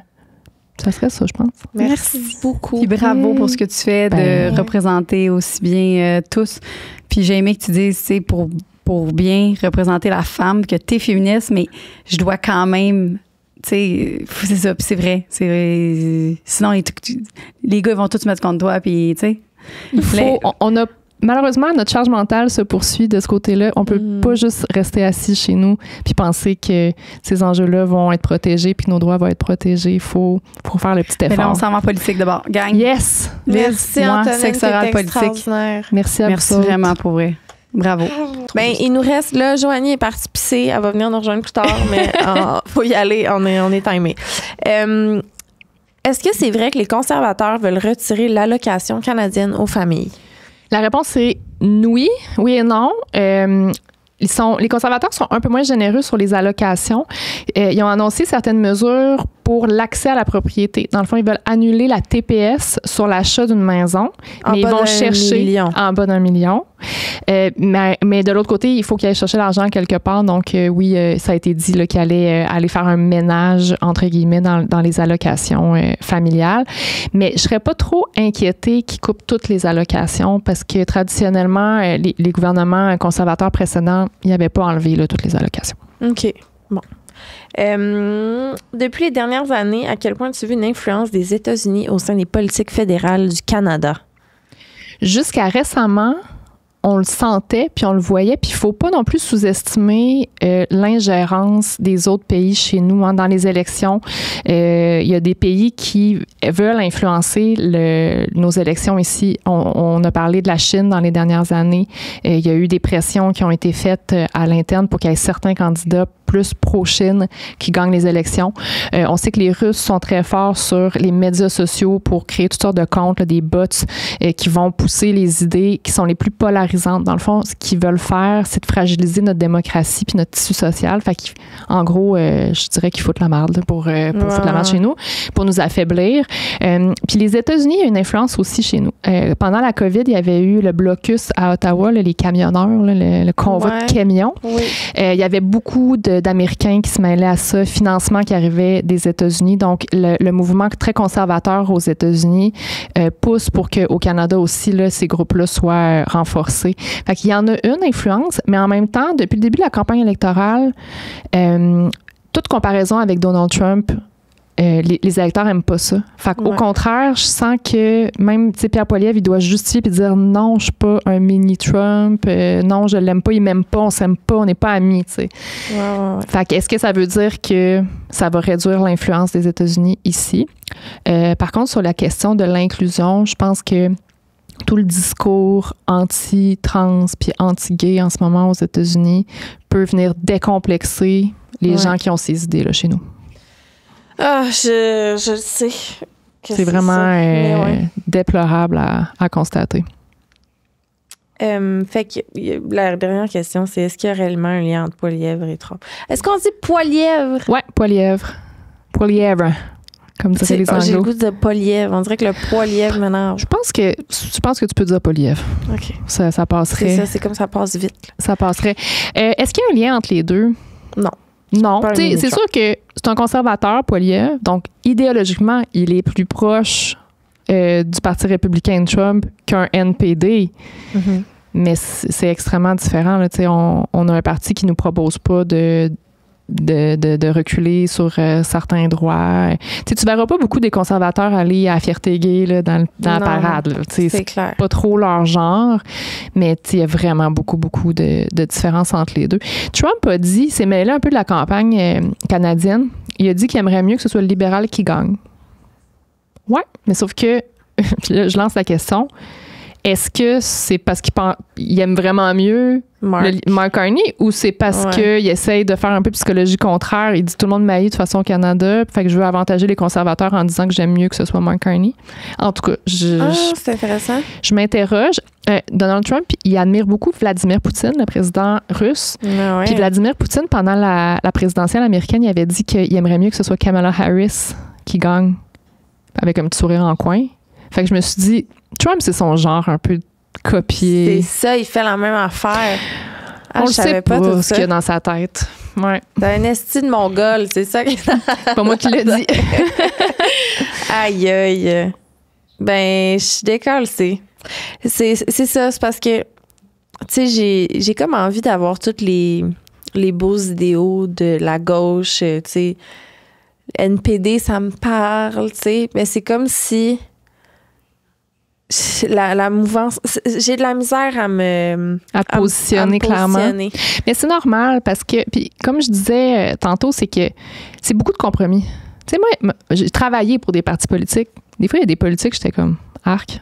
Tu sais, ça me tentait même pas de les défendre, mais tu fais des compromis, tu dis, ben, il y a comme 70% des idées qui me conviennent. Il y a ce 30%-là que ça m'intéresse moins, puis il y a cette idée-là qui me dégoûte, mais tu sais, il faut que je fasse le compromis. Puis plus t'es jeune, puis que tu as moins d'expérience dans les affaires publiques puis dans la politique, ben, au début, tu es comme, mais je veux pas faire ces compromis-là. Puis c'est vraiment au fur et à mesure que tu te rends compte de cette nécessité-là. Puis je le vois vraiment dans les gens autour de moi. Ils aiment vraiment mieux s'impliquer dans des groupes, des causes environnementales, causes des femmes, etc. Parce qu'ils ont moins de compromis à faire, dans le fond. Il y a plus, les gens se réunissent ensemble autour d'une idée. Puis c'est moins confrontant que d'être obligé d'aller dans un grand parti politique où tu vas peut-être devoir appuyer des idées que t'aimes moins. Oui. On est dans un climat particulier. Mais en tout cas, merci énormément d'être... Puis vous me direz ce que ça a donné, votre boussole électorale. Je l'ai déjà faite. Puis je pense que je l'ai pris en screenshot. Puis c'était plus proche de NPD? Hey, je m'en souviens même pas. C'est comme vite dans l'auto. Là. Je vais te sortir ça. Ah oui. Ah non. T'es plus à droite que tu pensais ou quoi? Je suis plus à gauche que je pensais. Mon premier, c'était Parti vert. Bon, ben comme Joanie. Oui. Parti vert, 2e NPD, 3e libéral, après Bloc québécois, après conservateur, après Parti populaire. Oui, ça me surprend pas trop. Si t'aimes le Parti vert, généralement, tu vas pas aimer le Parti populaire de Maxime Bernier. C'est comme un peu des opposés. Ben, c'est ça. Fait que je te dirais que je vais aller voir ma circonscription. Puis je prendrai ma décision ensuite. En conséquence, c'est bon. Ben, bonne campagne électorale. Ben oui, à toi aussi. Merci énormément. Bienvenue sur la plateforme officielle Patreon Sexe oral. Je suis là. En arrière. Je suis là, j'arrive. Lisanne Nadeau. Qu'est-ce que tu peux t'attendre sur notre plateforme Patreon? C'est des shows en live qu'on n'a jamais montré à personne que tu vas pouvoir voir. Vous allez pouvoir poser des questions pour des invités qui s'en viennent. Vous allez voir un podcast bonus par mois. Des fois, c'est des shows live. Des fois, ça va juste être nous ici qui jam. Après les podcasts qu'on va avoir enregistrés, on va aller direct sur Patreon pour filmer des after-shows. Des annonces à l'avance, des billets, des accès à des shows live. Peu importe ce que vous choisissez comme whatever, on vous remercie d'avance. Ça fait une grosse différence pour Sexe oral. C'est quelque chose qui grandit, c'est notre bébé. On est fiers, on est contents. Ouais. Puis voilà. Merci énormément.